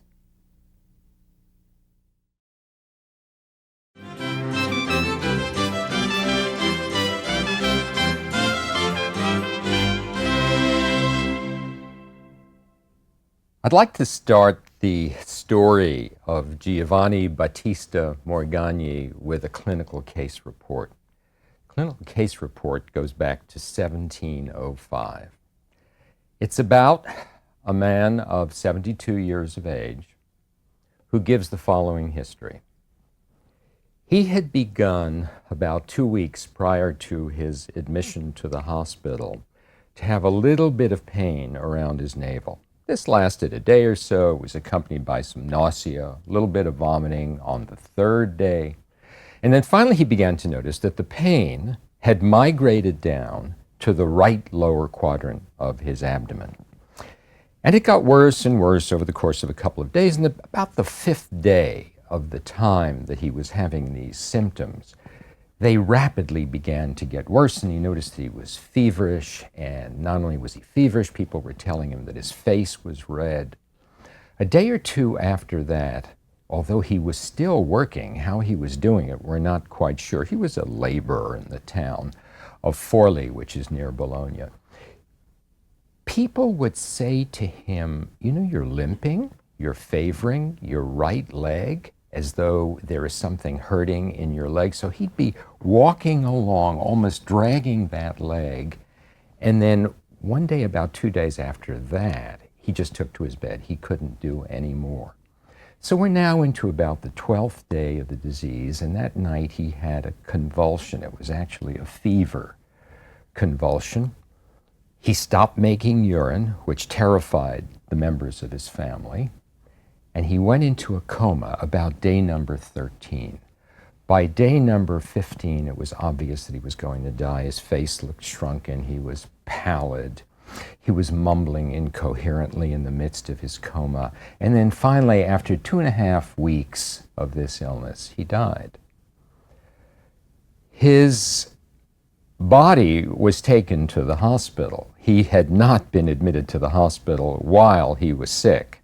It was taken to the hospital so that it could be dissected by a young man of 23 years of age, Giovanni Morgagni, who was working at that time as an assistant to the professor of anatomy, whose name was Antonio Valsalva, a very famous professor at that time and since. They put the body down on the slab, and Morgagni opened it from the sternum, the breastbone, down to the pubis, and he was astonished at the horrible odor that immediately filled the autopsy room in which he was doing the work. The odor was clearly coming from something deep inside the abdomen. What was it? It was an abscess that had burst out into the general abdominal or peritoneal cavity, so that clearly this man had died of peritonitis. The abscess, as the dissection went further and further, revealed itself to be in the right lower quadrant, where the man had had his pain. Clearly, he had been limping because the abscess was lying on a muscle near the backbone, a long muscle called the psoas muscle, that actually attaches very close to the hip, so that the pain in this muscle was the real reason he was walking so badly. As Morgagni dissected through this abscess, this was in the days before gloves, so he was doing this barehandedly. He's dissecting down toward the base of the cecum, the blind pouch where the large intestine begins. And he finds there a tiny little structure that had never been described, although anatomists had noticed it when they did dissections, a little worm-like structure. In later years, it would become called the appendix. This worm-like structure had actually essentially exploded. This man had died of a ruptured appendix in 1705. Many, many years before anybody described appendicitis. A little side story. Leonardo da Vinci in 1505 had not only identified the appendix, but had identified the fact that it sometimes got inflamed and sometimes got ruptured. But of course, Leonardo's work had been lost except to Leonardo, and it was hidden away in trunks and crypts and who knows where. So nobody knew about Leonardo's work. So to Morgagni, dissecting this area, this was a shocking discovery, that this little structure at the base of the cecum could get infected, could blow out, and cause an abscess. Of course, millions of people have died of a ruptured appendix, but this was Morgagni's first experience with it. So being stunned by this, he discussed it with Valsalva, and the two of them made up their minds that since they were doing so much dissecting of patients who were brought to the hospital either immediately after death or within days of death, or at the very most weeks of death, why don't they just start dissecting everybody? And why don't they keep accurate notes of the clinical story of each patient? They would talk to the family. If the patient was still alive and could speak, they would talk to him. So they would have these notes, and then when the patient died, they would take him to the autopsy room. So they began doing this. And this is actually the story that I'm going to tell you as it evolves during the course of this lecture. What Morgagni found in 1705 had nothing to do with humors, and he knew it. It had nothing to do with some vague, generalized Hippocratic notion of disease that affects the entire body. It had nothing to do with innate heat, and it had nothing to do with where the patient lived, whether he lived on a sunny hillside or on a tundra. It had to do with some specific thing that had happened in a specific place within his body. Well, so they begin doing these dissections, and they begin keeping records. 55 years later, when he is 78 or 79 years old, this, at that time, young man, Giovanni Morgagni, published a book with 700 case reports in it of this type. Patients, most of which he and or Valsalva had dissected over the years. At first it was one of the two of them. Later it was almost completely Morgagni, although there are some cases that were dissected by others where they had accurate case reports. And after that book was published, it was understood that no longer does one look for the origins of disease in an entire body. One looks for the origins of disease in one specific place. What an extraordinary turning point in the history of medicine this was.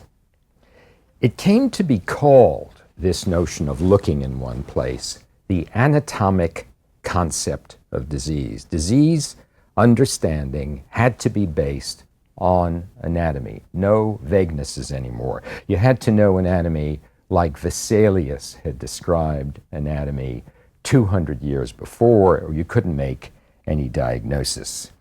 The entire thing is epitomized memorably by a single phrase that Morgagni used.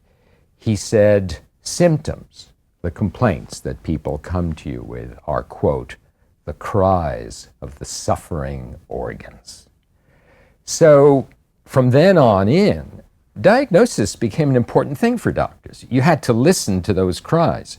You had to interpret them. You had to figure out where they were coming from so that you could localize the disease. The question that doctors would frame from then on in was stated in Latin as ubi est morbus, where is the disease? And that became the puzzle. That became the exciting thing that physicians would then be doing from there on in, because it was understood that disease arose from anatomical changes, and then later on, as the years progressed, also from biochemical, physiological changes. So the Hippocratic notion that diseases are these generalized things was on the very verge in those years of dissolution. This book was finally published late in the 18th century, in 1761, and it started the process that brought us physical examination to begin with, and then the idea of treating this localized disease as early as you possibly could find it. So let me tell you a little bit about Giovanni Morgagni. He was born in a little city called Forlì, actually the same place that this patient had come from, in the year 1682. He went to Bologna, only 30 miles from Forlì, to study medicine under the great Antonio Valsalva. He got his degree in 1701 when he was 19, and such was his brilliance, recognized immediately by Valsalva, that he said, you know, I need an assistant. Would you be my assistant?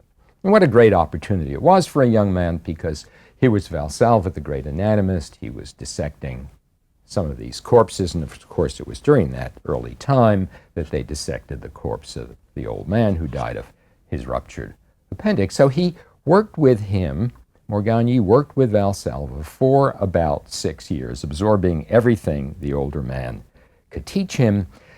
And then, like so many people who start out in academics, he decided what he really wanted to do was to practice medicine. You'll remember this was Vesalius' situation. After he wrote his great book, he became the physician to the Holy Roman Emperor Charles V. So he went back to Forlì, to his own town, to be essentially a family physician in this town. And he stayed there for 5 years. And during that 5 years, he had quite a large practice. And he built up an understanding of clinical medicine, of actual patient-centered medicine that would serve him very well for the rest of his career, because at the end of that time, he was invited to Padua Good old Padua again, the center of learning, still in the 18th century, a place where people from all over Europe were coming to study medicine. Morgagni, unlike some of the other great medical discoverers, had within his soul, within his heart, this extraordinary calm and serenity. He was a devout Roman Catholic. After all, his name was John the Baptist, Giovanni Battista, and he proved his Catholicism by having 15 children in his lifetime with one wife. He had 12 daughters. He had 3 sons. Every one of those daughters became a nun. And the reason was obvious. It had to do with the very religious atmosphere that existed in his household. And it's fascinating that someone with such a devout belief in God should be able to put it aside when he's doing his research, which of course has characterized the lives of scientists who have been people of faith all through the years. One obviously doesn't have to be an agnostic or an atheist to be a great scientist, and Morgagni is the perfect example of that. So here he is, invited to Padua to become professor of anatomy and surgery, at first junior professor, and then later on he becomes the professor of anatomy. So, although primarily an anatomist for the rest of his life, he still continues to think of himself as primarily a physician. So he's always doing his anatomical studies with the thought in mind, what is this going to teach me about diagnosis? Although he is an anatomist, what begins to happen to him is that people learn about his studies, and doctors from America, from England, from Russia, from every European country begin writing him letters asking him to consult on their patients. And he does this by mail. About 25 or 30 years ago, a book of these consultations was published. They were rediscovered. The notes, his notes, were rediscovered. And the so-called consulti of Morgagni were published, and they are available to read. And they're fascinating because they describe the perfect clinician of that time. And all this period, he is dissecting. He's not seeing patients anymore, but he's studying their case reports, their clinical case reports. Now, over the previous century, doctors had been doing individual dissections of individual dead bodies of people who had had diseases that they recognized and treated before. And finally, in the year 1679, a man named Theophilus Bonitas had brought a lot of these case reports together into the first book of this kind, which was called Repository of Anatomy Practiced on Corpses. In Latin, it was Sepulchritum Sive Anatomica Practicum. It's called Sepulchritum by historians. There were something like 470 authors in these 3,000 cases. Morgagni, Valsalva, had studied this book. It wasn't very helpful. It wasn't very helpful because, first place, there was no index. There was no way to find any particular disease, any particular set of symptoms, and the whole thing was one big hodgepodge.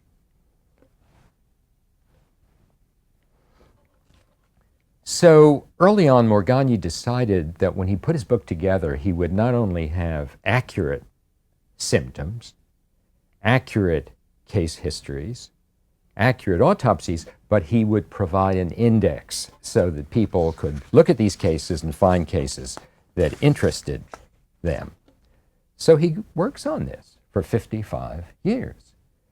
And during the time he's working on it, when he's in his late 30s, early 40s, he meets a young man who is interested in this kind of thing and decides that the way he's going to write the book is in the form of letters to the young man. So he keeps writing these letters, and he ends up with 70 letters. And when the book is finally published in 1761, when Morgagni is 79 years old, it's composed of these 70 letters. And the book, which in Latin is called De Sedibus et Causis Morborum per Anatomam Indigatus, the seats and causes of disease demonstrated by anatomy. See the wording, the seats. Where does it start? and the causes of disease as anatomy can demonstrate it. This book, which we call De Sedibus, became one of those turning points that we've been talking about in these lectures. The 700 cases are divided into 5 books. Currently, they're put together in 3 volumes, which is the way the 5 books originally came out. Diseases of the head, the thorax, the belly, surgical and universal disorders, and then the 5th book is a supplement. And the supplement contains those indexes that allow any reader to find what he wants. There's one index in which you look up a symptom, and it is associated in the index with the disease that caused it, and then you know which page to turn to. There is another index that is composed of pathological findings. So if you're dissecting someone and you find, for example, a scar on the left ventricle, you can look up scar on the left ventricle and find the page. And there is another index which gives the subject of each of the 70 letters. So if you are thinking about fever because your patient who you're treating now has unremittent fevers, you can't figure it out, you can look up fever. And there's Morgagni with some descriptions, perhaps 20, 30, 40 of people whose main symptom was fever, who he later dissected. And then he's got something else. It's a little bit like Bartlett's familiar quotations. What it is the names of passages that are most worthy of notice. You know, if you can remember 3 words from a poem, you look it up in Bartlett, and then he tells you where to go. One of my students came to me some years ago and he said, you know, there's one case we all talk about, and thanks to the index we can always find it. And the case is of a very tall, thin young woman described as a strumpet, out of whose home one day a man was seen to be rushing out, didn't even close the door, pulling up his trousers and disappeared. Well, what happened was one of the neighbors, seeing the door open and being worried about what might have happened, rushed in to the prostitute's house. It was about 2 or 3 in the afternoon, as described very accurately in this case report, because the case reports are like stories. And there was the prostitute lying dead in bed, and as Morgagni puts it, the semen virili still dripping on her legs. So, what could she have died of, this young woman? When he dissected her body, this long, thin body, long, thin fingers, he found that the aorta, the main blood vessel bringing blood to the body out of the left ventricle, had within its layers shattered itself and dissected itself so that the aorta had torn. So that the aorta had torn. It's called a dissecting aneurysm of the aorta. And in retrospect, what she had was a disease described several hundred years later called Marfan's syndrome. Actually, it's been thought that Abraham Lincoln had Marfan's syndrome, but that's another story which we can tell at another time. But this is the way this book functioned, how easy it was to find what you wanted, and what a great guide it was. He had provided, Morgagni had, his readers with a veritable museum of medicine, all laid out. Well, I spend a lot of time reading this book on cold winter nights in the Northeast. I just pulled down one of my volumes, and he did not name any of the diseases. He was just describing them. So I find pneumonias and cancers and various kinds of stroke. I find Crohn's disease. I find ulcerative colitis. You name it, it's there among these 700 cases. And over the next few hundred years, these cases were accurately described by other people and given names. So with the publication of this extraordinary book, the first really distinct sounds of the humoral theory's death knell could be heard, because now no one could say every disease is caused by some vagueness. What you had to say was, okay, let's think carefully about the symptoms, the cries of the suffering organs. Where are they going to lead us? When we do that autopsy, what will we find?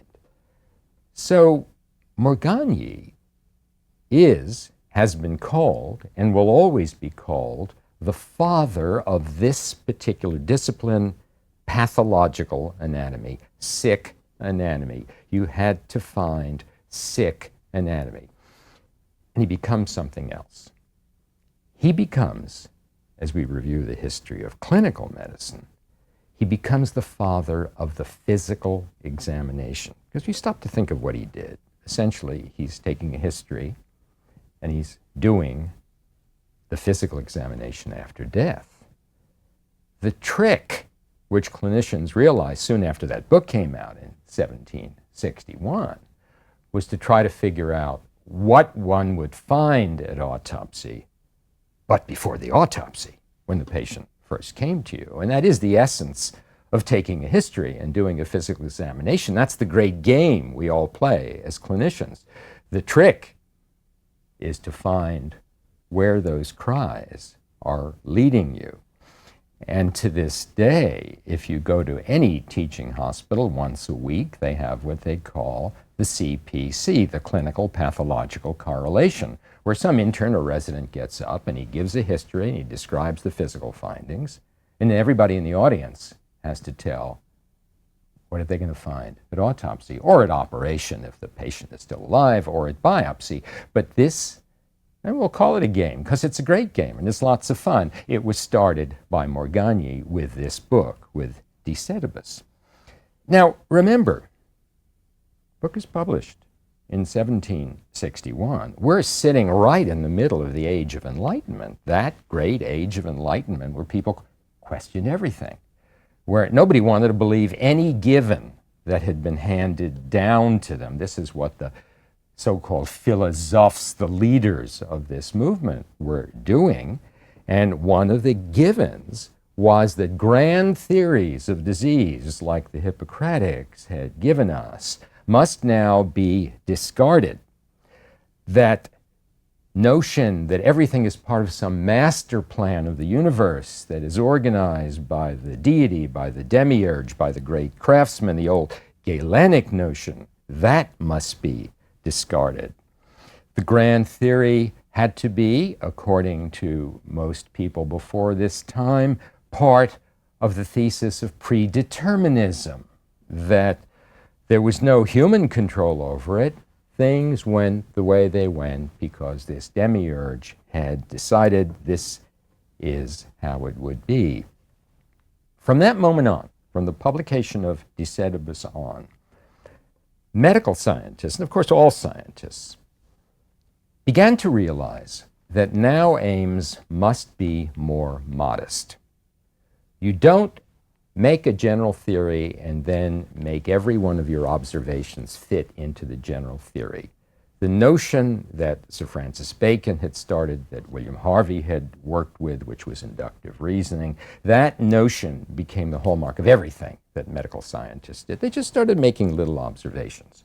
And we'll hear more about that in subsequent lectures. And as the little observations were made, with nothing usually in particular in mind, eventually they would come to seem to tell a story that led to a hypothesis about why one could make these observations, and then, of course, the experiment, and then, of course, the theory. What was required at this time was the accumulation of large numbers of facts, as simple as all that.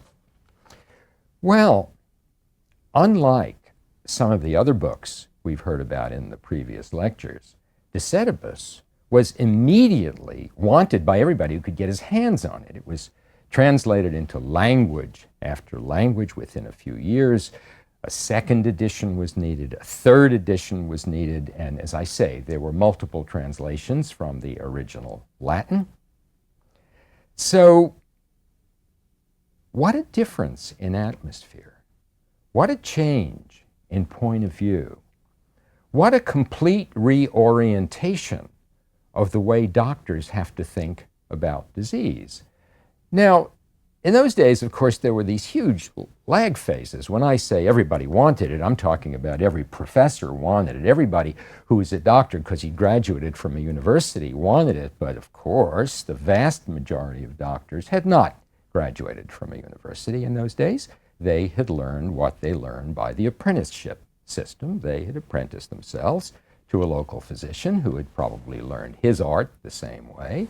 And they didn't care too much about this de sedibus stuff. But the leaders of medicine did, and those who determined the course of medical history did. And for them, it was no longer sufficient to just take a look at a patient, kind of touch him a bit, feel his pulse, not to see how fast it went, but just to see if it was strong or weak, or if it told you something vague. It wasn't sufficient to hold his urine up and look at it, or just give it a taste to see if there was sugar or acetone in it.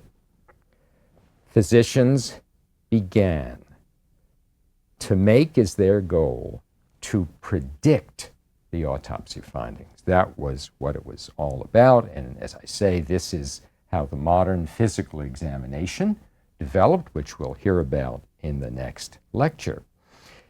Interestingly, when it was developed, the center of what we might call medical education or medical progress had shifted to Paris for reasons that will become obvious as we talk. At Morgagni's death in 1771, which actually happened very shortly after De Sedibus was published, he was one of the most renowned physicians in the world. He had been doing these consultations through all of the years. He had written this most remarkable book that had changed medicine. He died in the house where he had brought up all of those children at 3003 Via San Massimo in Padua.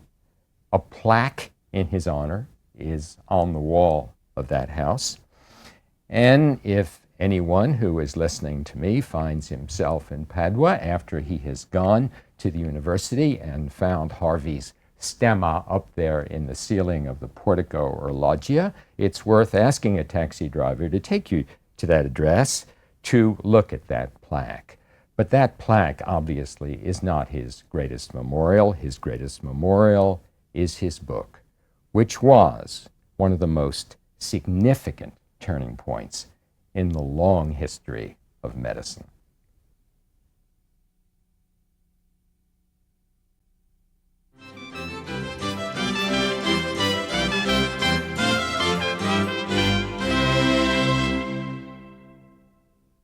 If there were a theme or a text to put us in a frame of mind to study the life of John Hunter, who lived from 1728 to 1793, it would surely be something that Sir Francis Bacon said in the previous century, and I'll quote it. "No natural phenomenon can be adequately studied in itself alone, but to be understood must be considered as it stands, connected with all nature." Now, not only is that a basic tenet in the gospel of all of science, but if John Hunter were to have chosen a motto, it might just as well have been that.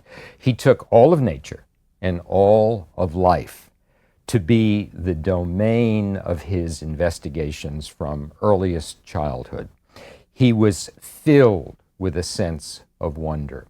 And the result of this was, here he was a surgeon, and he transformed surgery during his lifetime from being essentially something an artisan did, a workman did, actually not an educated workman at all, to be something that was much more in the domain of science. Fielding Garrison, who is one of the greatest of medical historians, writing in the early part of this century, said this of him: "Hunter found surgery a mechanical art, and he left it an experimental science." Actually, the entire history of professionalism comes into play in thinking about John Hunter, especially in some of the medical specialties that started out at a very low level of education, of prestige in the community, of authority. You start with people who are not well educated and who are really rough craftsmen. Someone comes along and finds in that field something intellectually exciting, and Hunter was the man for surgery.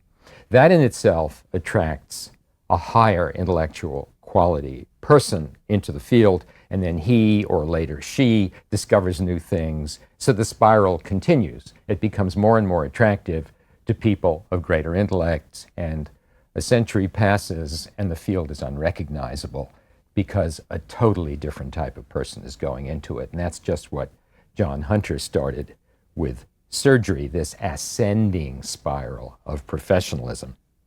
He was born in Lanarkshire in south central Scotland. His family were small landowners. They'd had that land for centuries. He was one of 10 children. He was fascinated right from the very beginning by everything around him in the fields of Scotland. He was always out in the countryside. He never went to school, skipped school, was never much of a student. His youth, you might say, was one perpetual field trip.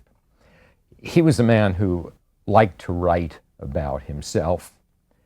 He wasn't vain, he wasn't boastful, but he was pretty noisy, as you'll see as we go along here. And here's what he wrote about himself. When I was a boy, he writes, I wanted to know all about the clouds and the grasses and why the leaves change color in the autumn. I watched the ants, the bees, the birds, the tadpoles, the worms. I pestered people with questions about what nobody knew or cared about.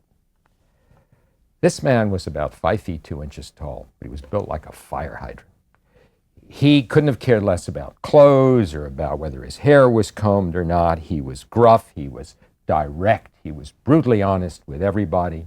He wasn't unkind, but he was the sort of person that you didn't cross unless you knew what you were talking about, because he certainly didn't bear fools gladly.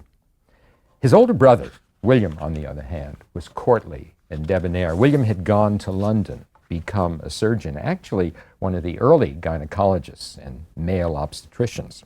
And he had started, William had, an anatomy school that was one of the most popular in London. Of course, people wanted to study anatomy, especially in the middle of the 18th century under the influence of people who were doing more and more dissections. So there were lots of students there.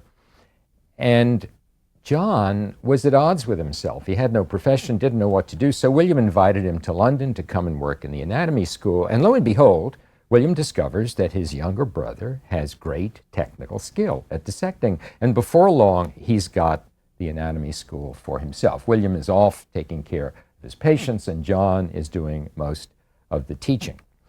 So he decides what's better than teaching is doing. So he goes to the Chelsea Hospital, which is not far away, and he starts studying surgery under the great William Cheselden, one of the leading London surgeons of the time. Then after that, he goes to St. Bartholomew's to work with the most prominent surgeon in England, Sir Percival Pott. And he's learned all the technique that's available at that time. And his brother William says, well, all this is fine, but this kid never went to school. He's got to get an education. So they arrange for young John to go to Oxford, which was a dreadful mistake because he hated it. He hated books, never wanted to read. And before you know it, 8 months, 9 months have passed, and he's gone. He's out of Oxford. And he gets himself appointed house surgeon, which is like an intern and a resident at the age of 28 to St. George's Hospital in London. And now he's on the wards, and he becomes interested in continuing something he was beginning to do as a child, which is dissecting animals. And he lets it be known, this brash young fellow, that he wants any animal that he can get his hands on. And there were lots of little circuses, little menageries in London. There were all kinds of animals in the Tower of London. So as animals, some of them being aged, got sick or whatever might happen to them, maybe they just couldn't walk around or needed special kinds of food that weren't available, the owners, the menagerie owners or the keeper of the tower would say, okay, I'll give this to young Hunter. And so Hunter began accumulating a large number of these animals and dissecting them and doing comparative studies of their anatomy to try to develop some classification going up the various phyla of creatures to man. Well, there was a war going on. It was called the 7 Years' War. We know it in America as the French and Indian War, and he enlists in the army as an army surgeon, but he doesn't see action. Instead, he decides, this is my big chance to study marine life. So he spends the years that he's in the army, which is 3 years between 1760 and 1763, studying marine life, sea urchins, anemones, crabs, eels, and he's keeping notes on everything. He's got accurate knowledge of everything he's done. When he's all through, he goes back to St. George's. But a lot of time has passed. He's now 43 years old. And what he's got to show for all of these years are certain experiments that we'll talk about in a moment, plus all of the dissections and all of these notebooks. But when he dissects an animal, he doesn't throw it away. He keeps it. He preserves it. So he's got all kinds of bottles and jars with all these specimens in them. Well, here he is, 43. He doesn't have a wife. He falls in love with a beautiful, tiny little woman named Anne Hume. She's the daughter of a well-known London surgeon. Very different from him. She's cultured. She's literary in life. Later, she would have literary salons that people would come to. And he goes into practice, and he hates practice. What he really wants to do is dissect these animals. What he really wants to do is be alone in his little home laboratory or working on his notebooks. So he begins with the animals a real museum. Before he died, by the time that museum was completed, he had 14,000 specimens preserved. They were described in 10 volumes of handwritten notes. Over his lifetime, he spent something like 70,000 pounds on that work and that museum and those collections at a time when a pound was worth about $5 and you could get a 6-course meal for 75 cents. So you can imagine how much this thing was worth. For the rest of his life, every spare penny he had went into that museum. And although he lived very well, he was not infrequently in debt. Well, of course, he was 43 when that marriage began, but he had been doing work on human subjects too up to that time. For example, in 1766, when he was 38 years old, he was working away at his notebooks at about 3 o'clock in the morning, and he got up from his chair to exercise, and he was doing jumping jacks. And all of a sudden, he felt this boing in his Achilles tendon, which had snapped. Well, most of us would go to a doctor or go to bed or limp around a while, not John Hunter. He thought, what a great opportunity to study wound healing. What a great chance to see whether this thing will knit, because he had seen people with Achilles tendons and he knew that most of them healed. The question was how. So, over the course of the succeeding weeks, actually months, he took a series of animals, live animals, made little tiny cuts over their Achilles tendons, cut the Achilles tendon, having made that little cut in the skin, and then he would sacrifice the animal at a week, 2 weeks, 3 weeks, so that gradually he came to see the healing process, and he eventually wrote the first description of the way a tendon forms a scar and heals. And he was his own experimental subject. Of course, this started a grand tradition of doctors being their own experimental subjects. Auto-experimentation is one of the most fascinating sagas in medical history, and there are so many examples of that. But he's perhaps the greatest example. And one of the other things that he did in the very following year, when he was 39, again before he was married, was to do an auto-experiment on, of all things, syphilis. Syphilis was a very, very prominent disease at that time. It was a disease of armies and camp followers. It was a disease of students. It was rampant. Lots of people whose names you know from history had syphilis, so much so that people hardly thought about it except when it reached its very dangerous and so-called tertiary form. There was a big debate at that time about whether syphilis was one disease or two? Was it syphilis and gonorrhea, or as it was often called then, clap? Or was it syphilis with gonorrhea? Were they both the same, or were they two separate diseases? He believed that it was one disease. Well, you need an experimental subject. He's not going to give syphilis to any volunteer, you can be sure of that. So what he did was, he found a sailor at a pub somewhere who had primary syphilis. And he asked the sailor if he could just scrape the syphilitic discharge off his penis, and the sailor said fine in exchange for a few pounds. And then he took some sandpaper or the back of a knife and he abraded the tip of his own penis and he put the pus on it. And it worked. He got a great case, first of primary, then of secondary syphilis. We're not quite sure, following his life, whether he ever got the so-called tertiary late stage that may develop in about 10 years. But he did careful observations of himself day by day and ended up writing the first thorough description not only of the changes of early stages of syphilis, but of the proper way to study a disease. No medical person had done that, no surgical person had done that.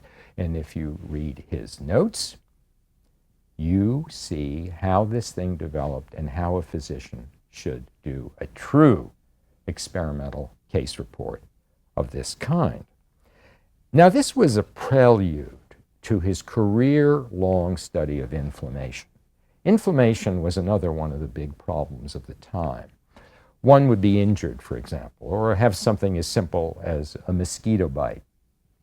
And since the Greeks, since Hippocrates, it had been noted that four things happen at the site, at the location of such an injury. They called them rubor, dolor, calor, and tumor. Redness, pain, a sort of a lump, and heat. Those are the signs of inflammation. Now, in actual fact, they're due to the fact that when one is injured, blood vessels are broken, blood and lymph and plasma and white and red cells and platelets get into the area, or some of them actually can leak through the walls of the vessels, but in any event, they find themselves around the injured area. There are ingredients in them that tend to wall the injury off. If they succeed in walling the injury off, it doesn't spread through the body, it's localized, and then gradually similar ingredients cause the scarring process and the healing. If they don't succeed in walling it off, there's this wild infection that spreads through the body, something that we might, for example, call blood poisoning. So he studied this very carefully over the course of his life and kept making notes on it, and eventually wrote the first great book on inflammation, which wasn't published until after his death, actually. It was called A Treatise on the Blood, Inflammation, and Gunshot Wounds. His real purpose was to study wound healing. So once again, another great first, the first time surgeons can honestly learn how the wounds that they inflict do heal. Its primary focus, once again, is how all kinds of tissues heal, and what a great contribution that was. So between these two books, the book that he wrote called A Treatise on Venereal Disease in 1786, and the book on inflammation, again published after he died, what we've got is prototypes of the way one should, as a clinician, as a researcher, as a scientist, study a clinical disease in its entirety. He used inductive reasoning to discover the general physiological principles of healing by making these small observations day by day, and then, of course, using animal experiments to verify the hypothesis that he came to. And then once he had a theory about what happened, he would reason backward, deductively, to study specific inflammatory diseases like osteomyelitis, peritonitis. Those were some of the things that he studied, phlebitis and trauma. Now, you don't dissect animals, keep accurate records, see sick patients, operate on them, and become a teacher by working an 8-hour day. So John Hunter would wake up at 5 o'clock in the morning, and before 6 he was dissecting. He dissected till about 9 at home on these animals that he was working on, or sometimes on cadavers. He'd have a bit of breakfast at 9. Then he would see patients at home until about noontime. Never ate lunch. And then he'd go to St. George's Hospital and make house calls and operate. Now, of course, surgery in those days had to be really fast. There was no anesthesia. No one knew anything about antisepsis. A leg was amputated. Oh, if it took 2 minutes, it was much, much too long. It could take about a minute.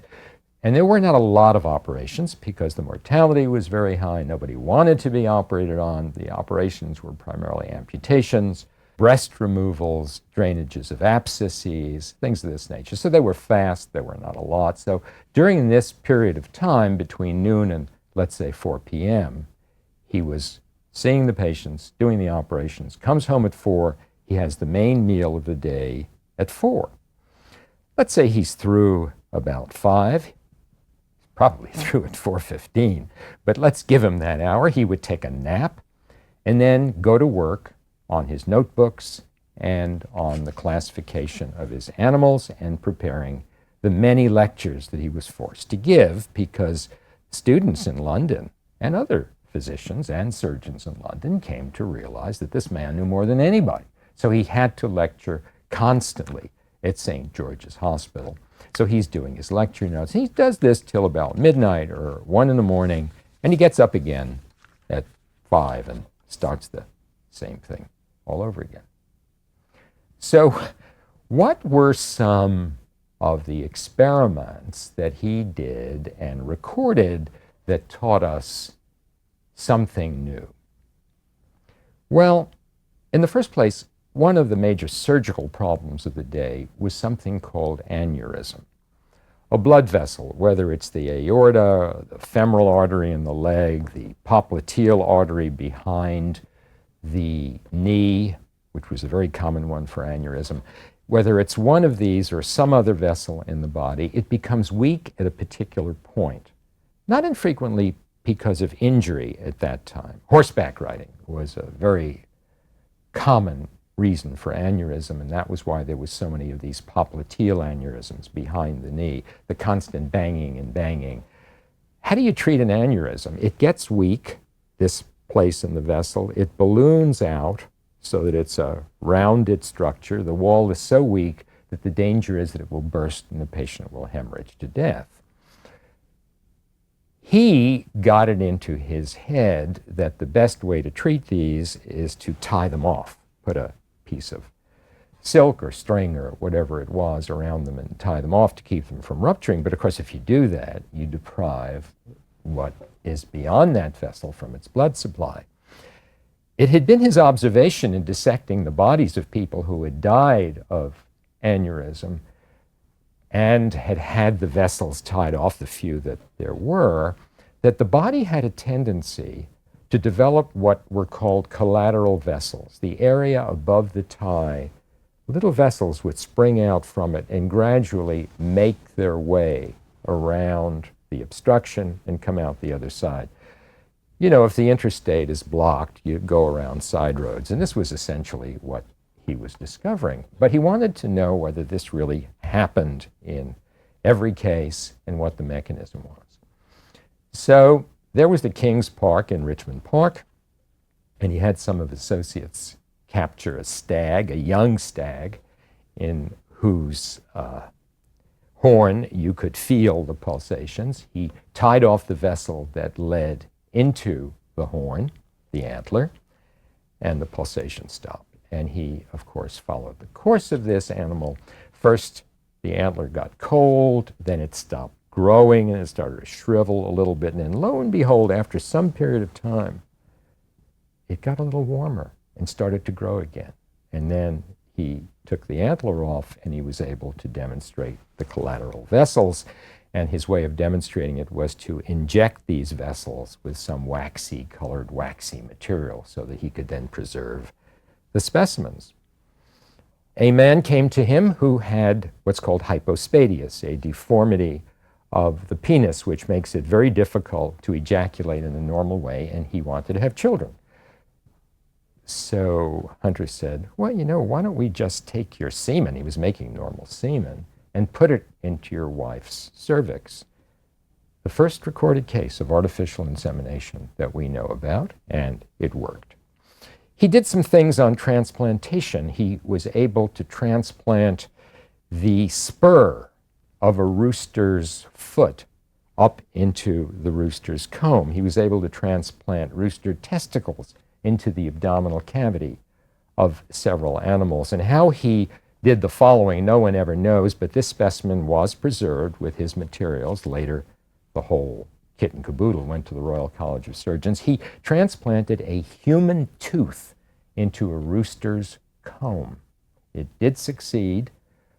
We have photographs of it, and it was in that collection until the collection was bombed during World War II in a raid on London by the Germans. A lot of that collection still exists, but a lot of it was destroyed.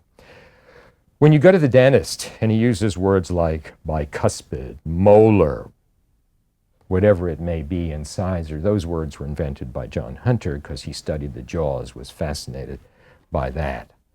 One of the most famous stories about John Hunter is the so-called Irish giant tale. There was a giant, 8 feet 2 inches tall, named Charles Byrne. By the time he was 17, he was that tall. Of course, nowadays, if you're that tall, you buy yourself a pair of sneakers, an athletic supporter. You go to Madison Square Garden, you become a basketball player, and you're a millionaire. In those days, what did you do? You showed yourself off in sideshows. So this fellow comes to London, he gets himself a manager, and he's exhibited in sideshows. But being that tall and quite skinny, he's subject to diseases. He's subject to what a lot of Irishmen coming down to London have always been subject to, which is alcoholism. So he's a drunk, and he's got tuberculosis, and he's dying at the age of 22. And Hunter is determined to get his corpse. And Hunter bribes the undertaker that he knows this man has gone to. Why has the man gone to the undertaker? Because he knows Hunter wants his corpse. So he's going to arrange everything before he dies. He's going to be put in a leaden coffin, which will be carried up to the North Sea off the coast of Ireland. It's going to be taken out in a boat and dropped into the water so Hunter can't get it. Well, Hunter bribes the funeral director, and the funeral cortege takes off from London when the man dies, and at some point near nightfall, they stop at an inn. The coffin is put into a barn. Only the undertaker has the key so that it'll be safe, and Hunter can't get in there and steal it. No one knows, of course. The fellow's been bribed. Hunter's been following in a carriage with a few associates. So they get out, they unlock this barn, they take this huge corpse out, they prop it up in the seat next to Hunter in the carriage, they fill the coffin with some stones and tanner's bark and who knows what, and this poor fellow's body is soon being boiled in Hunter's house so that the skeleton is made available for study, and the coffin is buried in the Irish Sea, and nobody's the wiser until Hunter writes about it, of course.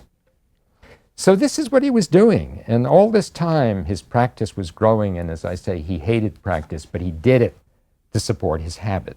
And it wasn't just his habit, it was his house, because you have to have pretty big digs in order to keep all of these things.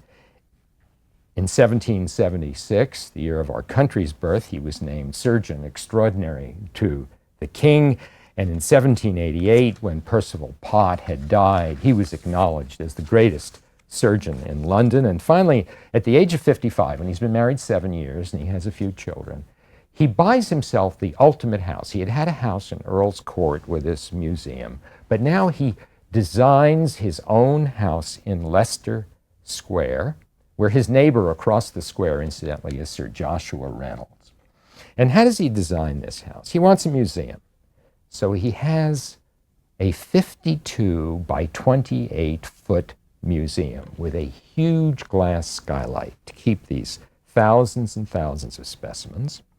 He has a lecture theater which is separate with shelves all along the walls where he has specimens that he can use in the course of his lectures. His wife is what was called a blue stocking in those days, a very literary woman, and so he builds for her a great salon, 100 by 50 feet, where she can have her various teas and meetings and who knows what in the evenings. And across the courtyard, he's got another house because in those days, house pupils would often live with a professor. And he and Joshua Reynolds get to be great friends. And one day Reynolds says, I want to paint your portrait. You know, you're the greatest surgeon in England. And he doesn't want to sit still. He's much, much too busy. But he agrees, you know, he'll show up and he'll sit. So what does he do? He fidgets and he fidgets and he fidgets. And one day, as Reynolds describes it, some sublime, no doubt, experimental thought came to him and he got lost in reverie. And Reynolds immediately caught that look. And we have, and it hangs in the Royal College of Surgeons and Lincoln's Inn Fields in London, this magnificent portrait of Hunter by Sir Joshua Reynolds.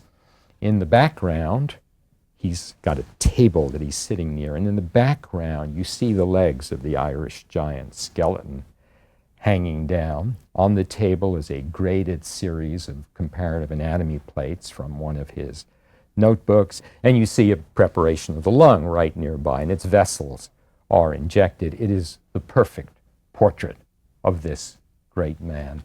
It may very well be the greatest portrait ever done of a medical figure everywhere. And every year there's a Hunterian lecture at the Royal College of Surgeons. They were started shortly after his death, and they have continued to this day, and they take out the picture and they hang it just behind the lectern. It's quite a magnificent moment when this happens.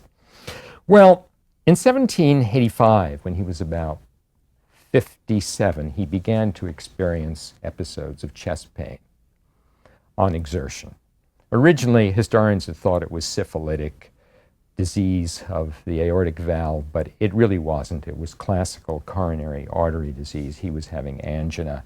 Every time he got upset and he'd have an anginal attack and turn pale and get scared, he would rush to a mirror and then write notes about what he looked like. So we've got this great description of his angina. And being a combative fellow and being on the surgical staff of a hospital, he had lots of time and lots of opportunity to get into fights with people. So one day he was at a board meeting in October of 1793 trying to get a position for a couple of Scotsmen on the surgical service. There was this big argument. He developed a severe anginal attack. He ran out of the room, actually maybe toward a mirror, and he collapsed in the arms of someone who was passing by in the corridor, and he died. Well, he was initially buried in the crypt in St. Martin's in the Fields, but some 66 years later, his body was transferred to Westminster Abbey. And I'd like to read you, the tablet says, the Royal College of Surgeons has placed this tablet on the grave of Hunter to record admiration of his genius as a gifted interpreter of the divine power and wisdom at work in the laws of organic life, and its grateful veneration for his services to mankind as the founder of scientific surgery. William Quist, who is one of his biographers, early biographers, has written of him the following. John Hunter worshiped nature with profound humility. He was not just a disciple of natural history, he was its high priest.